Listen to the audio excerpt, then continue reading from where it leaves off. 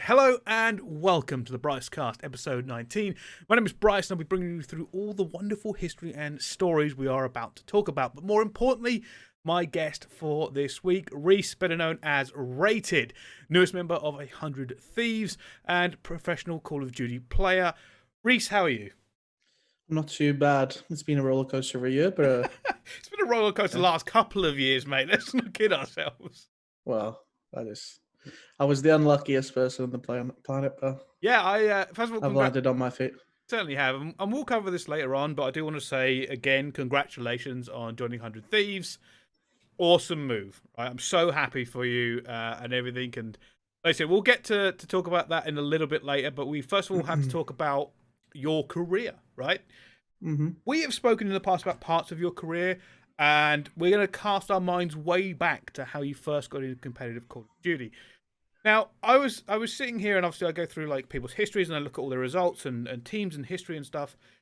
And I was sitting there going, Black Ops 2. And I was trying to remember you from Black Ops 2. And this is going to sound really weird, but I actually recognize you from Black Ops 2 from the people you were teaming with. The twins. The twins. DB Ant and DB Rob.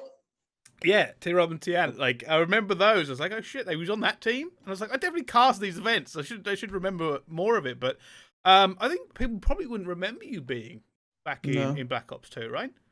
No, I was just floating around like the top 12 area, like at EU events, obviously. Yeah. It was not ideal.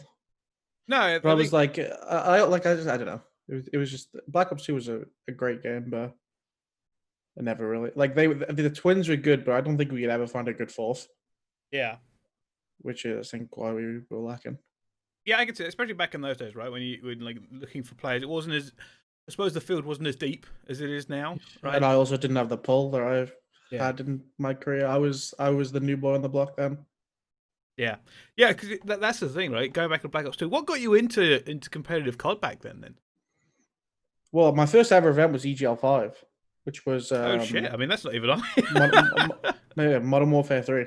That is Modern Warfare 3 EGL 5 was my first event, but I don't even know what got me into competitive COD, to be honest. Like, do you know people like usually have like a path? Like, I was just like super into sports. Like, I literally played football and rugby every weekend, Saturday and Sunday, literally. And then like, I obviously played games. I played headquarters clan matches. That's what got me into competitive COD. Damn. PE did the same thing. PE used to play headquarters clan matches as well. Used to play for like BWZ was a clan. SK was a clan. Like, that's what actually got me into competitive COD. On Modern Warfare 2, I think, was the game. Yeah, no, I remember headquarters being like a really serious thing. That was like the esports thing in the back of the day, right? Yeah. That was literally that's what got me into competitive COD. Yeah, and then I think someone like PE also, like another headquarters player, like went to an event or something like an EGL, and I was like, wait, what the fuck's that? Yeah. No, I understand that completely. Like, I think my old teammates used to be really into headquarters. I think one of my earliest gameplay uploads is a COD 4 headquarters match. It's like, it's on some other channel somewhere. I'd have to go find it. But no, I understand that completely. EGL 5, man, that was so long ago. That was my second ever event I actually attended. No, yeah, ever event. Yeah. I placed top 64. I placed unconscious. That was not a good event for me. That was at the old Norbreck, right? Yep, Norbreck Castle. Yeah, huge event. I was 16 years of age. Like, yeah, Mum, I'm just going to go to Blackpool for a weekend with a bunch of men. Just don't mind me. I drove from the south of England to Blackpool in a Ford estate with 5 guys just to go to the event. Drink. Yeah, we literally drove in a minibus. I got picked up from Cardiff by the owners of Tech. And they took me on a minibus. Guys. Damn. Yep. Damn, those were the days. You never thought of them as like amazing days back then, but Jesus. Those are the easy days. No politics. No, that is true. Just turn up with a fucking controller and a headset and fucking play the game. I remember that. I remember those days when like it's just so weird to think of now, like, because the condition, you'd never play in those conditions now. Yeah, imagine. Imagine the CDR's like, yeah, we're off to a 1.5-star hotel. You'll be playing in the back. You're in a single bed. There's no plugs in the walls. But yeah, this is your conditions for the weekend. Yeah, man. Like I didn't even stay in that hotel that time. It was years before I stayed in the Norbreck. I stayed in some B&B down the road, and we got there. It's like, oh, this is like a nice place, and she led us all the way through it into a shed at the back. And I'm like, oh shit, she's crammed like 3 beds in this shed, and it's like that's where you're staying. I'm like, great, all right. Well, we're spending most of my time at the event, but no, like, I suppose we'll have to move forward now and talk about it. So. I think the first time I really became aware of you, probably Ghosts, right? Yeah, that's when people ask. That's when I say I went pro, kind of. Yeah. Like that ESWC with TCM. Yes. I wasn't going to get to that bit yet because, like I said, it's like you teamed here with some interesting people. Blackpool again, Gfinity 3. You know, really rated Enduro and Robs. Some people should really recognise some of those names. I mean, really, we spoke about in the pre-show, and obviously Robs and Endura and everything else. But yeah, like I remember you from back then. And I think I remember some of your gameplay. I think it's because of Endura. For some reason, I ended up meeting Endura very early on. Bradley was really good at that game. Yeah, he was pretty good all the way through his career. He never seemed to make it into like mainstream. He didn't care enough. No, that's true. He just I don't think he ever cared enough to want to make it. Yeah. And that's what I think about it. And I suppose that does lead on, right, to what is essentially your big break. Your big mainstream, I am here sort of showcase. The luckiest thing ever. So take me through. So for people who don't know the context of this story, TCM obviously back in Ghost, huge org, at least in Europe or the UK. This was a pretty big event. ESWC was a main event on the calendar, and they essentially picked up you, a relative unknown at the time. If I remember correctly, you wore that hat most of the event, the backwards cap. Was that no, you? They didn't pick me up. Do you not remember? I subbed in because Shane lost his passport. Ah, yes. Now I remember Shane had. Like what happened was it Prague? Yeah. Well, like what happened was I was on Exertus with, it was me, Reedy, Robs, or I can't remember if Reedy was still on the team. We might have dropped Reedy. I can't remember. But I was on that Exertus team, and then TCM asked me to join. Yeah. Obviously, I was like, fucking hell, yes, fucking damn right. This is it. Like, this is my chance. And so I was like, yeah. So I was playing with them for the longest time. We were literally wiping the floor with everyone in them Gfinity Cups. Yeah. And then they randomly just said, no, we're gonna pick up Shane instead. And I was like, excuse me? You are? That must have been like a name thing. Like that was Shane's name. Yeah, because I was better than Shane. Trust me, I was better than Shane. And they were like, right, we're gonna get Shane instead, because like they were going to America the following year, and they already knew that, and they didn't want to risk it on me. So they just go with Shane. So they picked up Shane, and then they were playing with Shane for like, I think it was like 3 weeks to a month or whatever. And then literally the day before the event, Shane lost his passport. And then they messaged me, can you get on a flight? I literally got on a flight the same day as the event, turned up and played groups. Yeah, I remember. Now you mentioned it, I completely forgot about that aspect of it. I do remember Shane, current coach of the Royal Ravens, Shambles as he is known, basically losing his passport while abroad, and that was it. That just cursed him here. But that event was interesting for a few reasons, because that was the end of the original Col EG Dynasty, if I remember correctly. Yeah, they won that event. Yeah, and they could have almost not won it. If I remember correctly, that was the time where basically Envious was fighting over that roster, and they knew they were going to break up. Yeah. And they only got it together on the last day. You should have won that event. I maintain to this day, if they hadn't had a big sit down and sorted out their issues, you had that event in the bag. How many times are we going to say that in this podcast, though? You should have won that event. I feel like there'll be a few events we're going to say that. Yeah, maybe, but sometimes you just have to accept those L's and look back on them fondly. As I'm sure time has healed all wounds. Maybe not the recent ones, but we'll get to those in a little bit. Reedy's enjoying this. That was actually a good event for Europe in final there. But yeah, you burst onto the scene then, right? And that singular event, I think, gave you such a significant amount of clout. It allowed you to become, not only probably help you get better teammates, but also more well-known teammates, and kind of push you into that next level. I was like the next big thing, from that event, because like after that event, like some of the players on TCM was like, should we still team with Shane? Like what are we doing? But then it ended up they dropped Mark as well because they were getting injured. Yeah. So if they didn't end up dropping Mark, there was a chance I would have still ended up on that team because I played so well at that event. You did as well. You were actually So like ripping fools. But like I knew that. Like that's what you got to do when you get a chance. And like I knew, like this is it. If I want to make it, this is the event. Like if I shit the bed at this event, I'm choked. Yeah. So it's like, and I think everybody has that event where it's like this is your moment. And I suppose the good thing about that is that's a lot of pressure to put yourself under. Like so players probably recognize it, but it's when you're playing at that sort of level, you either have this one of, oh shit, I died, am I shitting the bed here, or you go, fuck it, I'm going double hard, I start screaming and fucking let's go. And fly or fight, right? And apparently especially against the Americans. Like back then, it was like we like European teams literally getting smoked. Like we turn up to an American event and get 12th, 8th max. So it was like a big thing. I don't know if people who watch nowadays will ever like be able to understand what that was like from a player point of view. Just knowing that America was this whole separate level of Call of Duty. Yeah. And going into an event like shit. Most of these American teams are just like, so yeah, we good. might get 12. Yeah. It's like at the time, like obviously every professional player walks in and goes, oh, we're going to win this event, we're going to try and win it, etc. But you also like being realistic and going, oh shit, this is going to be difficult. The Americans are just bloody good. It's always going to be one of those. But then you kind of moved on here, and you actually ended up teaming with Reedy again after that event. Go to Insomnia 53 with Lexi and Robs. And what was this? AW. Yeah, we got into AW now because the ESWC was literally the day before. Yeah, the next day. It was the last event.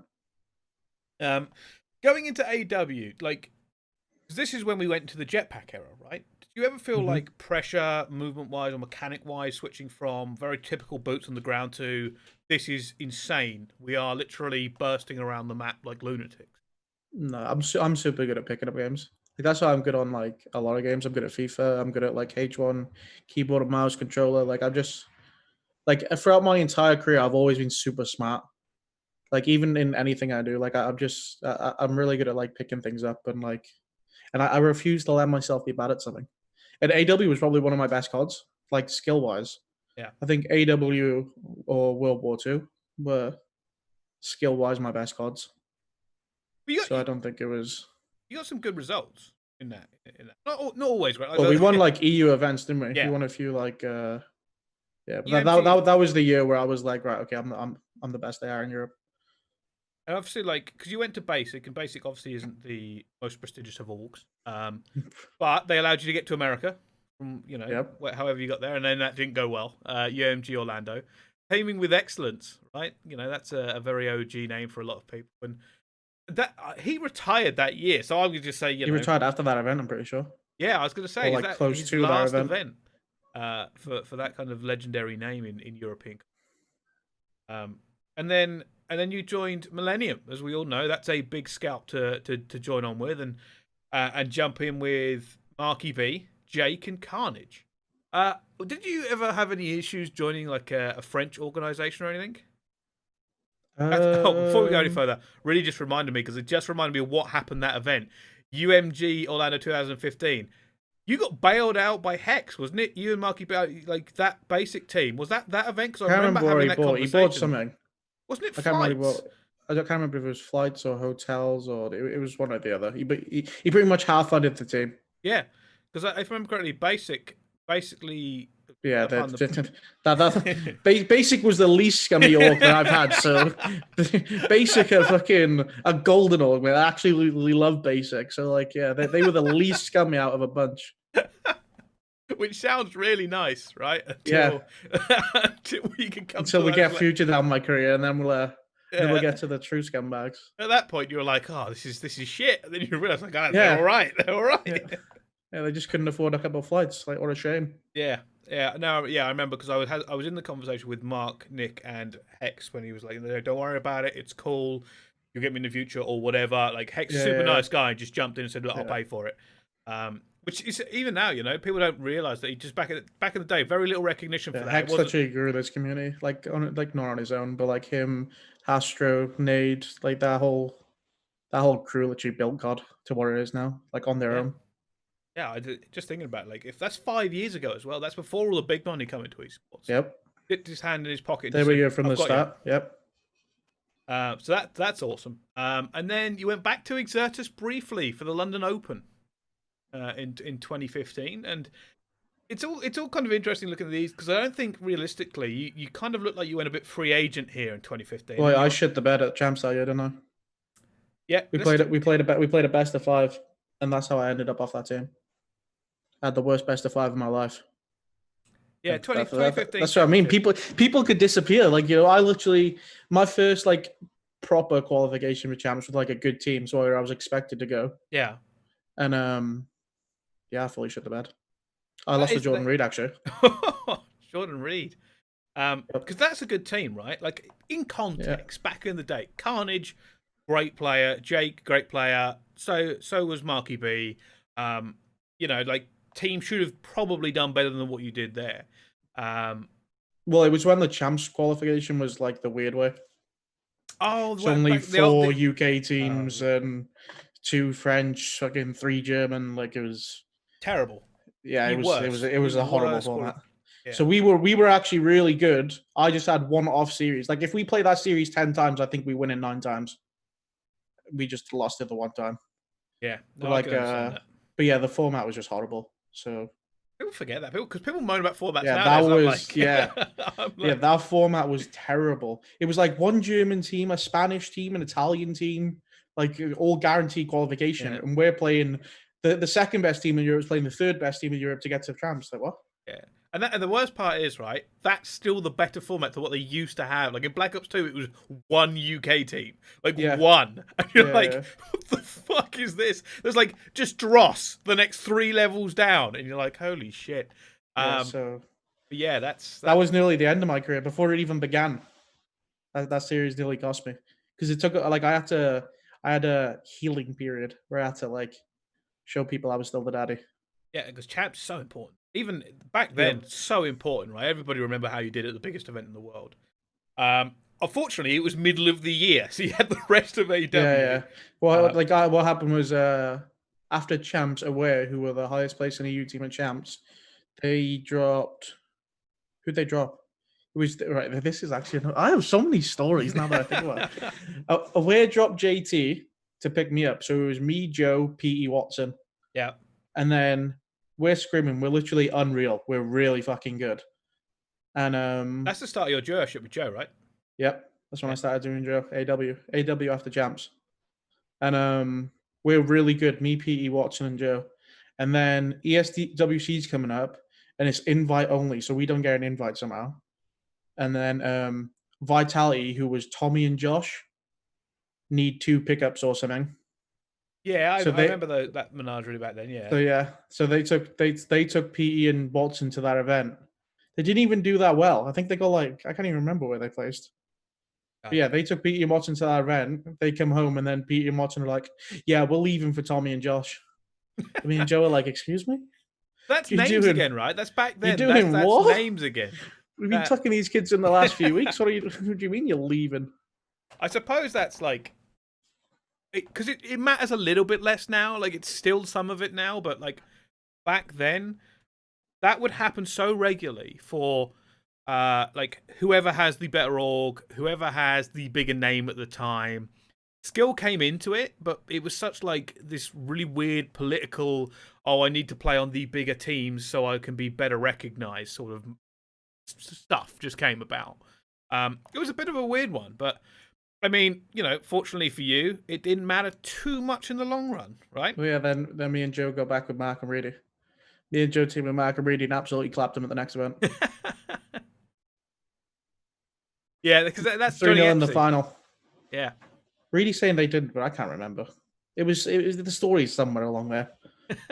There's probably a few mistakes. Yeah, Johnny Epsilon, massive team. In terms of European history. Yeah. Because it was them and TCM for the very longest time. And occasionally other ones would sort of jump in and try to challenge that until it just became dominance. But yeah, I mean, you went to AM to Pro. I wasn't allowed at that event. I basically had a big fight with the owner because I thought he was a moron. and all that sort of stuff. But you know, wins are wins, right? You got the win at that event, but even in context, right? Winning at any event where there are any other decent teams at is still a win in my books. Yeah. The only one on here that maybe, you know, as we come towards the end of AW that I have, you know, is a little bit weird because technically all the top teams were at this one. DreamHack London, where you went with Mill and Gataga and Moose. We choked the grand final, but I don't know how we made the grand final. I was that good at that game that I got me, Reedy, Moose, and Gataga to a final. That's how fucking good I was at that game. But yeah, that's when Joe snaked me. Joe snaked me for that Vitality team, and I was. But this is because Tom would never team with me. Me and Tom will never team with him. Well, we'll team it now on 100 Thieves, which is a bit weird. But that's the funniest thing. Me and Tom competing literally. We didn't despise each other, but like we would literally never team together because Tom, like, I don't know why Tom just didn't like me. I didn't like Tom. I'll be honest with you. Like, I'll jump in here and tell you why. You two had a very, I'm going to say, passionate personalities. And no, we both had a different way of playing the game. Yeah, but I had the right way of playing the game. Tom didn't. Yeah, Tom's never going to admit that though. Tom would tell you he had the right way of playing the game. That's exactly why you two could never play together. Yeah, I remember having this conversation back in the day. They were talking about that team. Joe was joining, and Joe was like, "Right, we should get Reese as well," because it was Joe and Madcat joined. I'm pretty sure. I think it was Joe Madcat joined Tom and Swan, if I remember. Yeah, and I was going to be on the team instead of Swan. Or something along those lines. Because they were going to Black Ops. And then Tom was like, "There's literally no chance." and then there was one event they picked up McGee instead of me, who haven't played for about 64 years. Yeah. That's how much Tom didn't like me. Yeah, it's strange how things have changed, right? Well, yeah, well, we just all grown up, haven't we? Yeah, especially me. Yeah, so that's when Joe left me, and I had my heart broken for the first time in my life. So yeah, we'll move on. We went from that DreamHack event, which was only 6 teams, right? It was supposed to be a very big event, and basically nobody turned up. Wait, what happened? Was that it? Nobody turned up? Well, I know what happened. Essentially, like we knew it was coming for a while, but they refused. Oh, didn't they announce it like 2 weeks, 5 days before? Or some shit? Just under 2 weeks, and in London. So like you can't get a hotel, people can't get the money together. So they were like, "Oh, we're going to have this big thing." And I'm like, "We've known that you were coming to London for months, but you haven't been able to announce anything." And then you spring it on the community, and the community's like, "Oh, it's only the well-funded orgs that can get there." That's it, at that short notice. Booking a hotel in London in under 2 weeks and the whole team ticket and everything else you're going to need is very expensive. So everyone went, "Bollocks, we'll go to Blackpool." Because it was cheaper. Right, that's all. That's basically it was cheaper. You went to the MLG World Finals, a huge event back then, 2015. Didn't do fantastically, top 20. Like I said, our team wasn't very good. Like that team, be really Muskataga. Like we were okay, but like that. That's when I realized I could probably never team with like foreign players, French players, Spanish players. Yeah. Unless their English was super good, because like they can call out to you, they can say like they can call like certain places, but like they can't small talk. Yeah. So they can't say, "I've got your right, I've got your left. You don't need to get this." Like they can come here, like the main call outs. Yeah. So like that, and that's what cost us. We I can't remember who we were playing or who we ended up losing to, but we lost literally a third map where we should have won because of one call out. And that's when I knew, this is because I just like you get obviously a lot of money for teaming with people like Gataga, and I was like, it's just not worth it. I think speaking of Gataga back then, I always remember him as being a very talented player, and he's ended up putting that into streaming himself, right? He's literally huge. Yeah, once he realised that pub stomping was going to propel him to massive numbers, that's when he ended up leaving his pro scene. But the thing is, Gataga was very, very good, but he started to play, like I remember correctly. When he started to get going, or a game would get tense, he would play at such a ridiculously high tempo that I imagine his comms also went out the window because he played a bit frantic. Like because he was like playing he was playing at a higher sense than most players would back in those. And that's what would also happen to a lot of French teams back then, is they would just turn into fast chaos and, admittedly, especially back then, ego challenging absolutely everything. It was yeah. basically a trait back then. Like I respect like foreign players for even trying to call out in a Yeah. second language, and it's more than I could ever imagine doing. Like I would never be able to do it. Oh, So 100%. obviously it's like it's unbelievable. But like when you're trying to be the best team in the world or up there with the best team in the world, one call out can change an entire map. Yeah. And yeah. Yeah, unfortunately, language barriers are a thing. I mean, don't get me Yep. wrong, like I only speak. Should really be speaking too with German parents, but it doesn't really. I work wish I that could way. speak different languages. It's actually fucking elite. Yeah, that would be awesome. Big regret, and I'm sure anybody listening here has probably got very similar regrets. Everyone's like, "Oh, I wish I learned that language when I was younger." You finished off AW, back actually with Reedy and Madcat and Joe. Yeah, me, Madcat, Joe. Yeah, we played a pickup event. It was literally like the weekend after I think that event, if the dates are like close. Yeah. Yeah. There was like an event in Blackpool too. We were just like we didn't have teams like like their team split up, our team split up. We were like, fuck it, let's go. Because that was the best that was the best European team on AW. Me, Reedy, Madcat, Joe. Yeah. Because we were teaming with Mark and then we dropped Mark to Dylan. We got robbed at Gfinity Summer Masters. And then we joined Millennium without Reedy for the money. Yeah. It's because like back then nobody had salaries. So when someone's telling us we're gonna give you, I can't even remember how much it was, but it was like 1.8k a month. Well, fuck it, you what? Yeah. But where would you sign? So it was like it was a lot different back then. A lot of players did that back then as well. Like it wasn't an uncommon thing. It's like, and it was always one of two organizations that always had that money. It was Vitality and Millennium. Always had that money. Because of the French like fan base are like so big. They would have just pulled players. That's why because Tommey ended up doing it. Yep. He went to the French team, didn't he? Vitality? Yeah. Well, he was on Millennium and Vitality. Yeah, both did it twice. So let's talk about the start of Black Ops 3 then. Again, back with Epsilon, you know. Reedy forced me to team with Joe. Reedy forced me to team with Joe and then snaked me. There's a lot of inner history here with you and Reed. I'm not going to lie to you. You seem to keep conflicting with the same players. Yeah, Reedy said, like, Reedy was like, right, we should team, like, because it was me and Reedy team of two. Yeah. And we were like, he was like, right, we're getting Joe. And this is after Joe snaked me for Vitality, yeah? So I was still bitter. And I was like, there's no way I'm teaming with Joe. So if you team with Joe, I'm leaving. And he was like, right, okay, I've just told Joe we're teaming with him. Oh, and I'm like, what do you mean you've just told Joe we're teaming with him? So yeah, we ended up teaming with Joe. Yeah. And then we fell got in love with him. No. me and Joe were just the perfect teammates because we could actually disagree on stuff and be perfectly fine 5 minutes later. And I think that's the perfect way to be.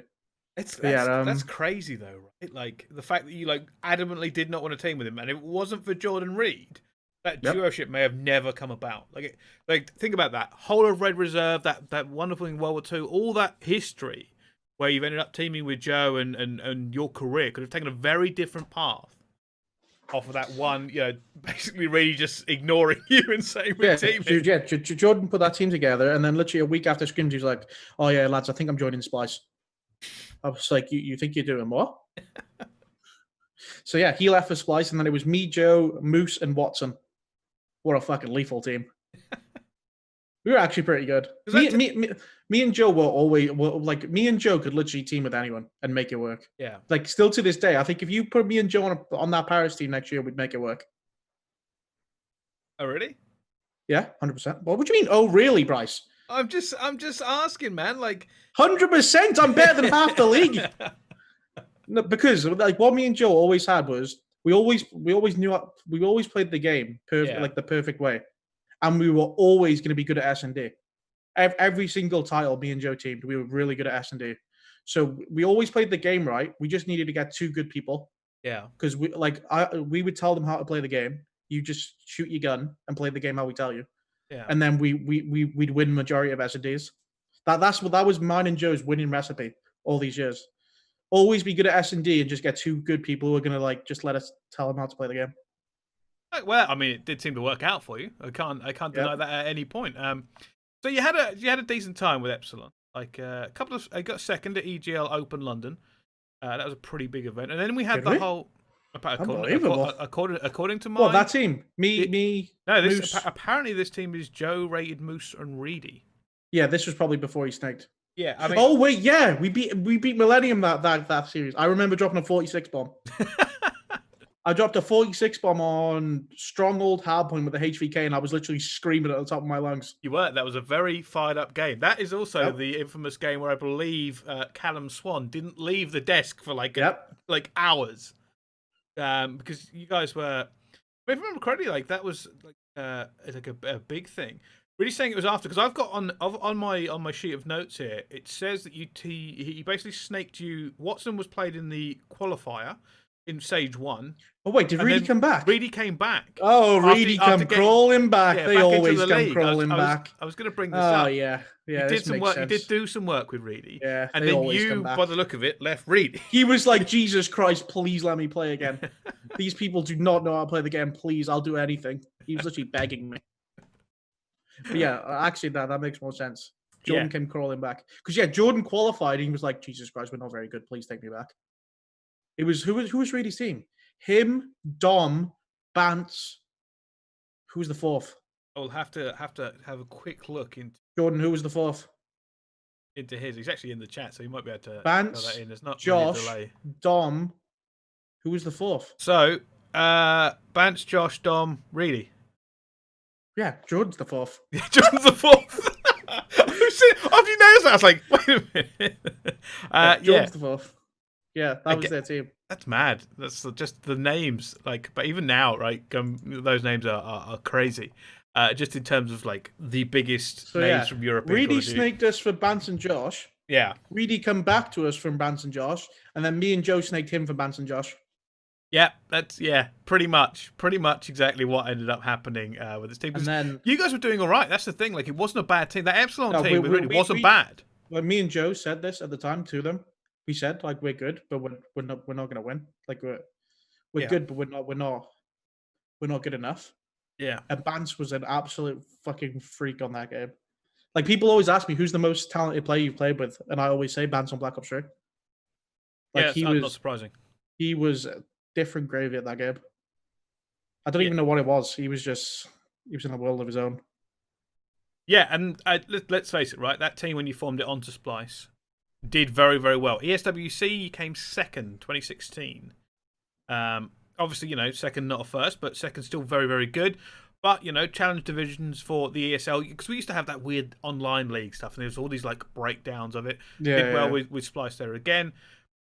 Then you went to Anaheim top 12, which... Yeah, we go that was just, like, we could have actually done really well at our event. We literally played till 3 a.m. the day before, finished the game at 3 a.m. I think we got back to the apartment at 4 a.m. and we started against FaZe at 7:30 a.m. the next morning. So you can imagine how fucking ill we were. That was always a problem for European teams. We literally had an hour's sleep. Yeah. And then had to play FaZe, who were a top 3 team in the NA. They were probably the first best. Wait, what game was this? No, back up. They weren't that good. They were like top 3 NA team. And we had to play them on an hour's sleep. And then we went 2-0 up. We're like, oh, this is easy. What the fuck? And then we got reverse swept. Yeah, European Call of Duty. Right in that nutshell, right there. So we had an hour's sleep, and then I got reverse swept by FaZe, and I went straight back to bed. Yeah, I was literally horrified. I think that's one thing people don't talk about the past is how brutal it was. Because people, like, here's the thing, right? I saw this recently. There's people complain about schedule now going, oh, we only play 2 games a day. I'm suddenly going, 2 games is still quite, like, a high level is a good amount of Call of Duty. Like, that could be 3 hours if you go the distance. Yeah. Like, back in the day, like, when people are playing 8 to whatever amount of games in these open brackets, that's criminal. Like, people can't even go to the toilet. Played till 3 a.m. Yeah. On a Saturday night. And then had to be at our next station for our next game at 7:30. Yeah. That's... Like, it was literally... We didn't get back to our apartment until 4:30. And you'd be and then by the time you die down and sleep, it was like literally had an hour's sleep, and then we had to get up and shower and go. I think that's something like people can't appreciate unless they've done it. Like, don't get me wrong, I've obviously not done it from a playing standpoint, but from a talent standpoint. Like casting, it's just as bad. 100%. I'm going full adrenaline, and we're hyping up, and then I'm supposed to like cool down and get into bed like quickly to get back for an early call time. Same thing with players. You see the same player you were casting over last night, walking bleary-eyed to the venue with you, and you're like, well, not even walking bleary-eyed, like literally walking like in zigzags. Like, where am I going? Brutal. What station are we on? Absolutely, it was not good. Brutal. It was unhealthy. It Oh, wouldn't be allowed. Like at this stage where like COD is now, like in a CDL, it literally wouldn't be allowed. yeah, 100%. They just wouldn't allow you to play. Like, Yeah. especially if something happened to a player, right? Like, Yeah, that's what I mean. It could have easily happened. man, I remember it wasn't. The thing is though, that was so normalized. And funny enough, this is only like 4 years ago. Yeah. Like even a couple of years ago, I remember turning down to an event and saying, "Hey, even if I fell asleep on the desk, I would not get enough sleep because of the scheduling you've done here. I would have to fall asleep as I ended the broadcast, wake up and just restart again, and wouldn't be able to do it. So that's not acceptable. Like I can't not, and it's not including getting food, getting back to the hotel, unwinding to try and actually calm down from the day. Like it's just so mad. But that was normal, right? That was Yep. That was just what you had to do. That's what you have to do to make it. You have to be willing to literally sacrifice your life near enough. Yeah, because it's just crazy unhealthy. Players would just be ruined the next day. And also, the worst part of it, right, is even if you sacrifice that, you're not going to be playing at your. I remember, like, you wouldn't be playing at your best things. You'd be like, right, I've killed my way through the open round, I've killed my way through the scheduling, and you'd be sitting on getting on the main stage. Now I have to play optic. yeah, there's main stage. You just look across the stage. There's a professional team just wired out of their mind, ready to destroy you. Yeah, they're ready for their second series of the weekend. We're on series 15. Yeah. They are ready, and you're like, shit. Like I don't get to play these on a good day. But you ended up that year pretty well, I would say. Wow. How close was you'll have her in front of you? Yeah. How close was the date from season 2 playoffs to champs? Right, let's have a look. It was pretty close. Stage 2 season playoffs was the 23rd of June. So it was like 3 weeks.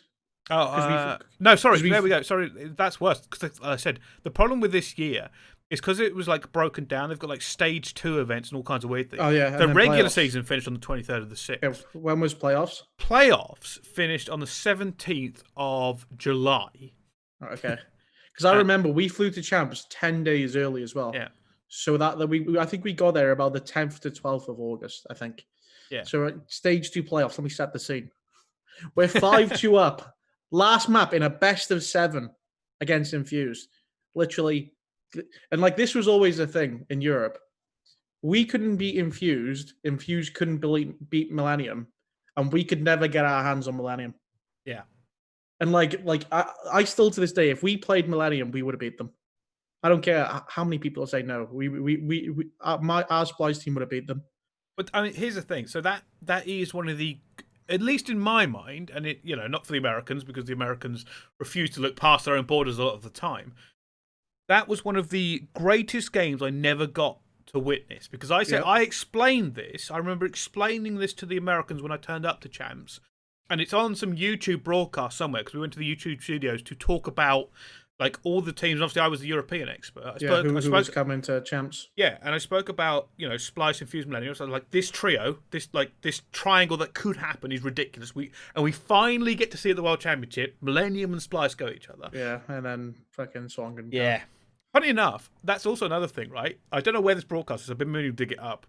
I also ended up telling them that Exertus was not a team to be ignored on that broadcast, because they basically just put the name in the bin because they didn't recognize a lot of the players. Just like, I don't care. Well, Exertus just weren't good against European teams because they knew what to expect. Yeah, and I said this to them. They knew they were going to play absolutely stupid and just try and gun you. Yeah, but if I remember correctly, I explained it like they're a buzzsaw. I was like, what they want is a team to run into them head to head and take a fight. Yeah, and that's what Americans did. That's what Americans did for the most part. Yeah, they try and outgun you. Yeah, and then as soon as they realised that Exertus just killed their way through the competition. That's exactly what they wanted. But no, they got blessed by us. Was it? They reverse swept us in winner bracket. Winner bracket round 2. We were 2-0 up, literally. Like it wasn't even close. I think we won first map 250-80, second map 6-2 or something. And then we got reverse swept. I remember we got reverse swept off them. I went to the bathroom, headbutted a wall. I've never regretted something. So that brick wall in that fucking theater, whatever the place is called, was rock fucking solid. Yeah, you've told me this before. It was rock fucking. I swear to God, I've never headbutted a wall so hard in my life, and that thing did not budge. I bounced off the wall. Oh man, And then, so we get reverse swept off. Wait, have I skipped an event? Yeah, we have skipped straight past. Playoffs. What we have skipped is we have I skipped need the to tell Millennium that Splice. story. Yeah. I do need to tell that story because playoffs. So yeah, we never played Millennium. Yeah. And Millennium would never lose to Infuse, and we could never beat Infused. So we're 5-2 up last map and a best of 7. Best of 7. Literally, this series went on for about fucking 6 days after I can remember. And then, so yeah, we're like, yes, we're finally gonna beat them. And then we're gonna beat Millennium, and then we're gonna be the best team in Europe, and no one can even because everyone was saying we were the best team in Europe because we won. Yeah, because even before that, G-Finite Masters was an EU only event, and Millennium lost the Hyper Games, so we still didn't play them. Yeah, that was the problem. Yeah, we could just never play them. Either they would lose or we would lose the round before we were going to play them. And then the we stars aligned for champs, and then yep. So, but all right, we choke a 5-2 lead last map to Infused to go to the final, and then we go. This is 3 weeks before COD champs, right? So you can imagine team vibes absolutely shot. We go back to the hotel. We get to the hotel. Joe's like, right, boys, I'm leaving. You doing what, Joe? We've got champs in 3 weeks. He tells me, he calls me up to his room, so it's just me and him. He's like, yeah, I don't think I'm going to play champs. Bloody, blah. Because him and Josh, like, everyone thought me and Josh were butt heads because we both liked IGL. Like, on that game, I didn't care. Like, go on, Josh, you can do it. I'll just tell you some stuff if I, like, disagree. But, like, I just got to shoot my gun on that game. It was unbelievable. But, so yeah, so Joe was like, right, I'm not going to play champs. So I go downstairs, tell Josh. Right, Joe just said he's leaving the team and he's not playing champs. Josh storms up to Joe's room, and then it's like a big old argument, blah. Joe's still saying he's not playing, and then Josh tries slamming the hotel door. And it's one of them doors where, you know, it stops halfway, like, because of the barrier, and it just slowly closes. So Josh is trying to storm out of this door full pace, and the door's just stopped. So we all start laughing, and then, and then we APOC, who everyone will know from the EU scene, went to speak to Joe on his own. And Joe was like, right, okay, I'll play. I don't know what APOC said to him. I'll never know. God knows, man. Like, that's mad that he wasn't going to play, though. Like, to not go champs. Just say, nah, that's it, I'm done. Because all we kept doing was choking. Like, we got to the final of the SWC, got 3-0 bopped. We got top 12 at Anaheim, got reverse swept by FaZe. 5-2 up against Infused, got not reverse swept, but we choked that lead. And like you just said, like every big event, we just keep throwing. And what's the point? Yeah, I think again that's something that maybe the casual viewer doesn't really understand. And here's the thing: I probably wouldn't understand it if I hadn't seen it firsthand. Like the backstage, like broken players, essentially, like players that are just absolutely gutted. And when you're probably a casual fan, or if you're listening to this and stuff, and you go, oh yeah, but they get to play games for a living and stuff. It's like you don't understand. Like the heart players will pour into being the best. I've 100%. Never met a player who's like that laid back about losing until the end of their career. They are usually that's what absolutely devastated. They hate losing more than they love winning. Yeah, that's a saying, isn't it? So, and that's 100% right. I hated losing more than I love winning. Yeah, especially like that team. Like we were always losing in the stupidest ways, like literally the most ridiculous ways. Yeah. So yeah. Actually, and then we go to champs. Yeah. Fortunately, you get a champs, and that is a great story. Like I said, so it starts off. We didn't scrim a week before that event, you know. Oh really? That's Joe and Josh hated each other. We played Giants in an S&D scrim. Joe called Josh dumb, and Josh rage quit the call, and we didn't scrim the rest of the week. So like going into champs, I was like, we are gonna get absolutely battered. But yeah. And then magic happened. Magic did happen. And here's the thing, right? And this is obviously a magical event for you, but I got to see behind the scenes of that event. So obviously that is an event where Optic went out pretty early on. And people were not happy, like all kinds of people from the operators and stuff, because that means a significant drop in viewership. People were worried about, like, what does this mean narrative-wise? Like, are we going to get people to tune in and engage because Optic aren't here? And these are very real things that happen at events, because obviously, you know, being you're just outside it. You want the event to do as well as possible. A world championship needs to have the most viewers, the biggest hype storylines and stuff. Now, technically, Splice ended up saving that. Oh, yeah, we saved the event. You saved the event by having this incredible Europe versus America like battle come down, and everyone was like, "Holy shit, this is actually great. We love seeing this." Because I think before that, the best EU placing at champs was 8th, and that was Swanee on that Italian team. Technically, I believe it's 6th. Well, 6th. I believe it's 6th. Black Ops 2, the old Epsilon team with like Excellence, Jerd, McGee, and yeah, it was lucky. Yeah. But people always forget that team. And then it was Swan with the Italians, which is a whole story in itself with the Italians. But yeah, honestly, like obviously being for you on main stage, I imagine it was phenomenal. Being in the crowd for me was fucking great. I was having the time of my life in that crowd, seeing a European team go to work. It was the first event ever I've heard an American crowd have more fans for a European team than an American team.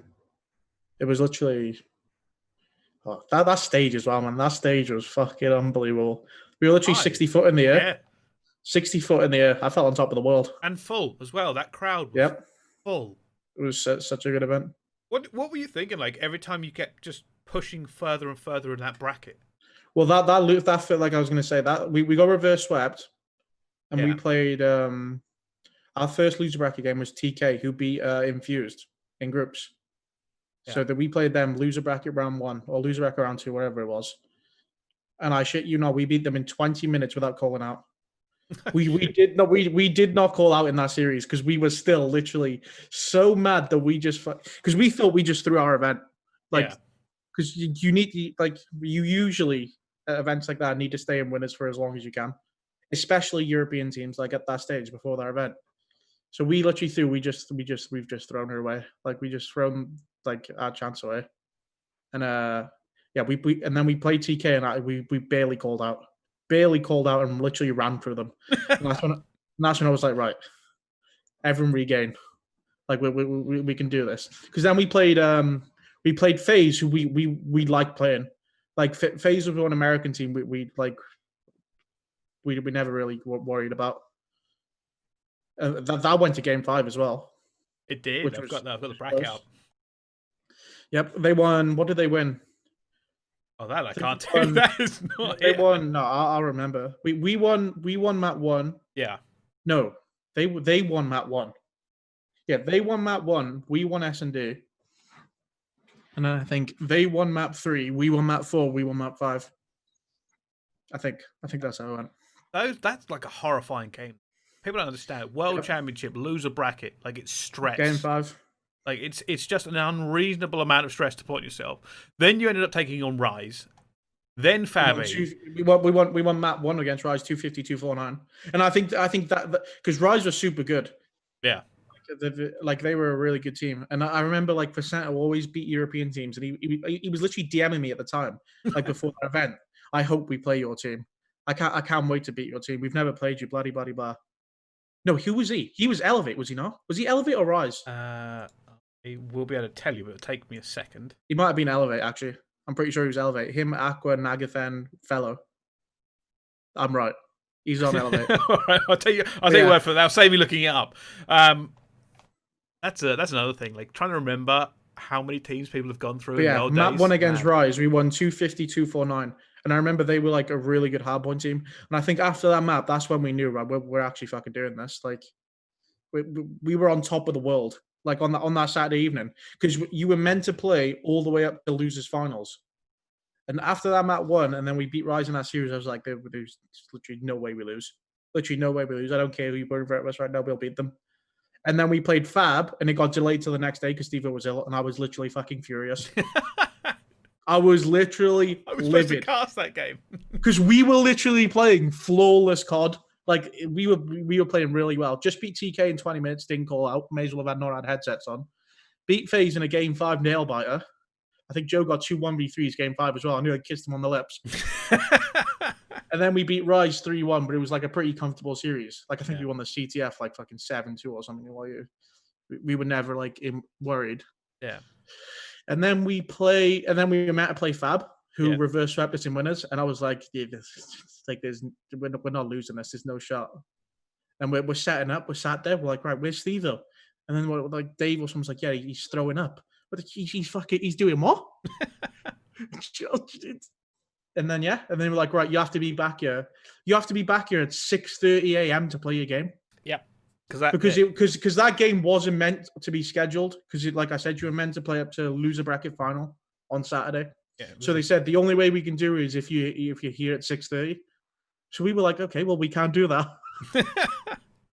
But they made us, and then the irony was, we woke up, we beat them. I think the map we 80-point clubbed them on in the first series. Yeah. They won map 1 and went 1-0 up, and we were like, oh my god. Oh my god. And then we won 3-1. It was pretty comfortable. But then they had the cheek to say that if we played on the Saturday, or if Steve wasn't ill, we would have beat you. I was like, if you played us yesterday, mate, you would have been tucked in bed by 9 o'clock. What do you mean? But yeah, and then who do we play after that? And then it was Elevate, and that was the easiest series of the event. 3-0. It was the easiest series of the event. Literally the quickest series ever. 3-0. Oh yeah, that's because I remember seeing that because Envy just took them down like in a 3-2. 3-2. Yeah, they won game 5, and I was like, Jesus Christ, these are unreal. And I think Elevate should have won. I think they should have won the winner bracket final. They choked that. I'm trying to remember. I'm pretty sure they like, or it was like really, really close. But like, and yeah, so I was like, fucking hell, this is going to be a close game. People were cheering for a Splice then. People were like, shit, we want Splice in the final. Let's make sure we see Splice in the final. Because Elevate are going to win. Yeah. And then obviously, And then we bopped them, and they were like, holy shit, can we get a redo? And when we beat them, I thought, oh my god, they've just been to a game 5, round 11, or whatever it was. It was super close. Yeah. I was like, we're going to beat these. We're actually going to win champs. I'm never going to sleep again. And then that first map, I'll never forget that first map of the grand final. It's my greatest map in Call of Duty history. Not from like me, like I dropped 44 kills, so it was a good map individually, but just like I could literally go through the callouts I made on that map. That's how much I remember that map. And I remember we were down 120-12. And I thought, oh my god, this is a whole different fucking beast. John is literally John's using God mode. He was literally tearing us apart, and I was like, and then I remember it was 120-12, and we got 1-4 down, and I was like, right, everyone just take a deep breath and just start killing, and we'll bring this game back. And then we brought it back, and I think we were down 120-12, and we won the game 250-170. So after I made that call out, they got a total of 50 points. And then I thought, right, we're actually winning champs. We're actually going to win champs. And then we didn't win a map. then John just continued to be God mode, right? Like that. No, we just threw that S&D. Like going into that grand final, we lost 1 S&D in the whole tournament. I think we were 9-1. And the only S&D we lost was a 6-0 to Louis CM in groups where we couldn't call out because we're in the same room as them. So it was kind of like a void S&D. Oh, that reminds me of back then as well, man. Like I when we had to go back to the hotel. I had forgotten about there was that period, and it happened more than once. European S&D to American S&D. Like, do you remember those? Yeah. And it was just, I think, because Europe got obsessed with playing S&D for a while, and they just that's all we did. Yeah, like to learn the game, like Americans scrimmed against each other. All we did was play S&D. Yeah, them S&D tournaments, literally for the first nearly 2 months of the game. It was always the same. And I remember Americans saying, like, why do the European teams always do better S&D? I went, because that's all they do. It's just constant. Yeah. Just constant S&Ds. Like I said, like, that was always mine and Joe's recipe.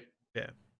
Like, always be good at S&D and have a freak on our team. And Ben was the freak. Like me and Ben were the 2 freaks who were just going to go and win us our respawns. Like, I think mine and Ben's respawn KD was like a 1.2 each. Josh and Joe were both on 0.9s or below. But then S&D, it was just like, we were literally flawless. It was literally perfect. That was one of the best S&D teams I've been on, I think. Because I don't know, it was just so easy. Now I have to ask you this, like, because here's the thing, right? Like, obviously, in context, second at the World Championship is a huge achievement. Probably doesn't feel like that at the time to you in any way. Yeah, I was heartbroken. But yeah, I was going to ask, like, what were the feelings like running through your head, and like the feeling of everything there, because World Championships hit different. They always have done. And like you said, you remember so much from that event because it's a World Championship. What was kind of like going through your minds and the emotions after it and everything? I was heartbroken. After we lost that series, I was literally devastated because, like, although we already done so much, like I was just thinking about how much more we could have done if we won that event. Like how much more of a story. Yeah. How much more like we already made history. But if we would have won, like that was literally unbelievable. It would have never been done again. It was literally unimaginable that an EU team won champs, especially that champs. It was like a bigger prize pool and everything. Yeah. So like I was heartbroken like immediately for the rest of that day. And then I think when I woke up the next day, I was like, fucking hell, we've just won 70K and got second at champs. Like it was that's sweet in the pot, I suppose. I still got 70K. It was more of yeah, you actually just did that. Especially from losers round 2. Because like we could have got that reverse sweep, lost the TK, and then that could have been a weekend done. We had a super hard bracket as well. TK, FaZe, Rise, Fab, who were obviously good at that event, Elevate, Envy. Yeah. Like it was a super hard run.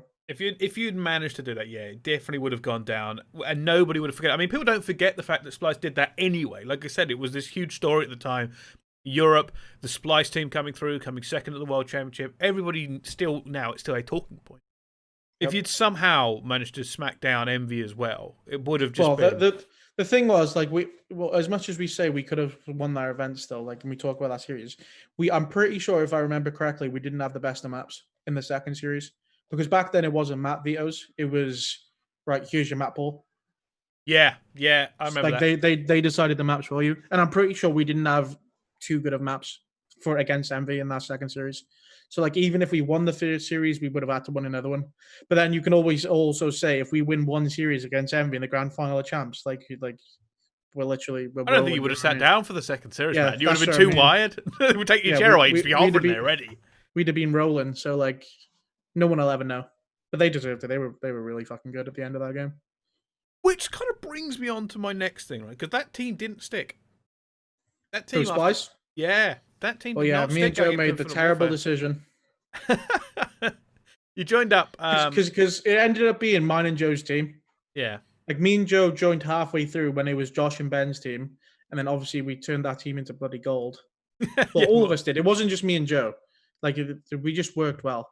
Like, but like we literally told Ben, right, Ben, you are unbelievable. You do nothing on the map, just shoot your gun. Yeah. Just like you're that good. And then like me and Josh Josh and Joe sort of sorted out how we wanted to play the game. Yeah. But then we made the worst mistake ever. so we're like the Splice ownership are like we kind of knew that event was not a one-off, but it was really good, but I don't think we will ever do that again. Yeah. So if we really want to be unbelievable, we need to make a change. So and like it was pretty much either Josh or Joe who was going to go, because me and Ben were literally unbelievable. I could do what Josh could do, like in-game leading. So it was like it was like, right, Josh or Joe, who's going? And then obviously, I'm not getting rid of Joe. So yeah. I like that team, right, with Urban and Trey. Well, no, that was not how it ended up, was it? No. Bryce, you're missing the story. So me and Joe go to Ben. Right, Ben, who do you want to get? It was Mad Cat or Jerd. Right, who do you want to get? He was like, I don't particularly care. I don't care. But if we picked Mad Cat in the end, so it was meant to be me, Bance, Mad Cat, Joe. On what was the next game? What was after Black Ops 3? Infinite Warfare. Infinite Warfare, yeah, okay. So yeah, it was meant to be me, Mad Cat, Joe, and Bance. Yeah. Starting IW. If we would have picked Jerd, we would have been safe. Never tried to snake us, ever. Jerd's a lovely guy. Jerd would have never did this. But no, we're absolute idiots. We picked Mad Cat, who snaked us for Josh, and then me and Joe got dropped. So it ended up being Mad Cat, Josh, Jerd, and Ben. So me and Joe got dropped when it was just meant to be Josh from Mad Cat, bish, bash, bosh, easy peasy. But if we picked Jerd, it would have been me, Jerd, Joe, and Ben. Unbelievable team. That would have been interesting. You are right. I had forgotten that part of the story. I had forgotten that happened. Yep. So yeah, it wasn't in my notes. Dropped. But yeah, I remember when now. It was meant to be Josh. But like, if we picked Jerd would have never gone behind our backs to Ben and be like, no, we should really get Josh in, because like they went really tight like that. Whereas Dylan and Josh were super tight, and then so that's how that happened. Yes, I couldn't remember what I was missing, but yeah. Yep. So me and Joe got dropped. Obviously, we're sticking together. We're inseparable. Joined Orbit. We get Trey from Infused, who was their best player by a mile. Well, Dave always played really well against us, but Trey was their most talented player, everyone thought. So yeah, we got Dave and Trey, because we knew like Dave's a freak. Like movement wise, he was always known for movement. They'll never spawn another Dave on the map ever again. And we knew like what the new game was looking like, how it was going to be. So we're like, we'll just get, because like I told you at the start, like mine and Joe's recipe was get two people who are really talented, and then all they have to do is play the game how like we want them to play the game, because we'll always work out how to play the game right. Yeah. And then we'll always be good at S&D, because me and Joe are really good at S&D. So we just picked up two twisted idiots. And then we played Splice. First event of the year. Played Splice. The team that snaked us and absolutely bopped them. So this is what I was going to ask you, right? What, from your mind, what is the first event? Because this is the problem with some of the starts of games. They have all these like little events. The first event was Gfinity EU Masters. There we go. That's the one I thought it was, right? Because it's down as a different name. I don't know what it's called. It was Gfinity something. Yeah, they've got it as the Infinite Warfare Launch Cup. Excuse me? That's not what it was. This was a LAN event. It was an EU-only LAN event, which counted for seeding into the next MLG. That's what it was. Okay, well, I hate to tell you this, but that is not on here. That is disgusting. That is not in your official history. Yeah, we beat Splice in the final. We lost in groups to 3G, remember? We lost to Quicker Than You, Delio, Colgate, and someone else. Oh, I do remember the 3G era. Yep, they beat us in groups, and we were like, what the fuck is going on? And then we played Splice, winner bracket round 1, because we lost in groups. Beat them 3-0. And then I remember you on the main stage now. I can actually see you winning that in event. The little booths. Yep. Yes. I had a blue hat on and a blue jacket and ugly jeans. Yep, that was me.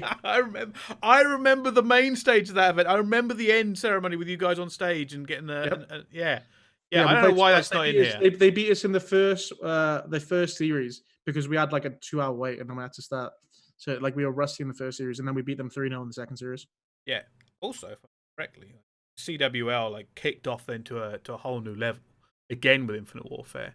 And you started going to American events. Yeah, it was the first one not good. No, we lost to. I think we lost to Infused. We lost Vegas. to Marky Moose. No, not Vegas. The first event I got down for Infinite Warfare is Vegas. Top 36. Oh wait! Oh my god! I was gonna say I think you've skipped one. No. We got robbed. We got absolutely robbed. No, that event doesn't count. We're in open bracket against E6. Literally, this is the game to get into groups. Yeah. We're in open bracket against E6. We're last map in a best of 3 because open bracket was best of 3 back in the day. Oh, wait, that's not this game, right? That's not the fire alarm game, is it? No. Oh, okay. No, so we got a couple more years till we get to the fire alarm. Don't worry. But yeah, so we're playing E6 last map in open bracket. Yeah. And, we're 2-0 up last map in S&D. I have full streaks. This guy, who's a representative on E6, is literally sat about 30 centimeters to my left, and he's screaming call-outs. Yeah. They've got streaks. They've got streaks. They've got streaks. The next round, he's calling, they're begging spawn, don't move. That's all they do is beg spawn. I'm looking at him like, are you fucking stupid? There was an altercation, or at least this guy's off, right? Jordan Reed nearly beat him up for me. Yeah. This guy's literally screaming call-outs of what we're doing last map. I'm like, are you fucking serious? And the refs have just stood there. I'm like, can you move him? They're like, no, what? Just play the game. I'm like, what do you mean play the fucking game? He's telling me where I am. So we end up losing that map 6-4, absolute outrage, and then we lose the bracket game. But that it literally doesn't count. That event is literally void. By the way, E6 went on to win the group 3-0, didn't drop a map.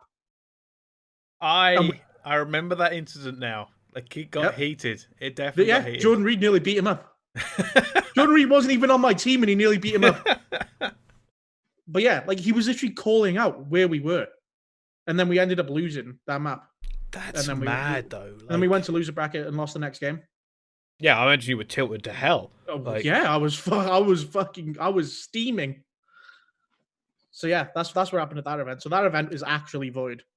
I do remember the fallout from that as well. I suppose this is a good time to segue, because there is some shit to cover in terms of, like, and it'll go into, we're talking about scum yorgs at some point. But I have to ask you this. This is one of the things I have written down. I have to ask you, because you are a lot better at this now, and you've been a lot better at this for at least a few years. But this was back in the golden rated era of, like, Twitter fucking fuck you days. Like, that's why people love me, though. Don't get me wrong, I was like the classic saying, like, Marmite, you either loved me or you hated me, and there was no in between. But yeah, I was such a fucking idiot. I had to ask you, mate. I speak to my lady about this now, and she fucking she helps me, to be fair, because, like, there's still instances where, like, shit happens in Warzone, or like like there's something I just want to fucking literally go rogue about, and like she's just like, no, she what she always says to me is, what do you get out of it? Yeah. And I'm like, and like, the answer is usually nothing, but I'm like, yeah, I get this out of it. What do you mean? I get to just fucking let the people know. Because you become infamous for that for a little while. Like, oh yeah, I was getting fines left, right, and center. $500 fines every time for just tweeting a load of bollocks. What a fucking waste of money. Because that's the thing. So obviously I would see you at events and stuff. And here's maybe something people don't know, because they don't get to see a lot of behind the scenes stuff unless teams do it. Like, you're always revved up, ready to go. I always thought there was, like, several stages to, like, who you were. If you don't. Yeah, I think that's what I love about streaming.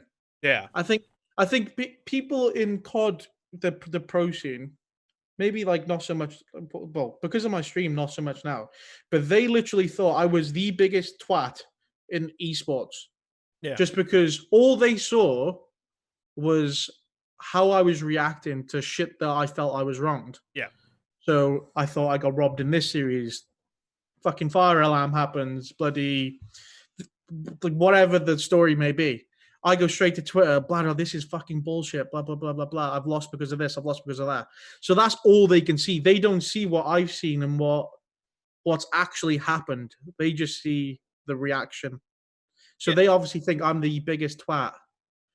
And, like, that's what I do love about streaming, is I think everyone's seen the actual me instead of just the guy who fucking just rages or makes no, like, that's what I was going to say. Like, whenever I saw you at events, like, you'd have, like, a big grin in your face, you'd be pumped up, you're like, yeah, we're going to smoke these, like, you're super happy, positive vibes, all good.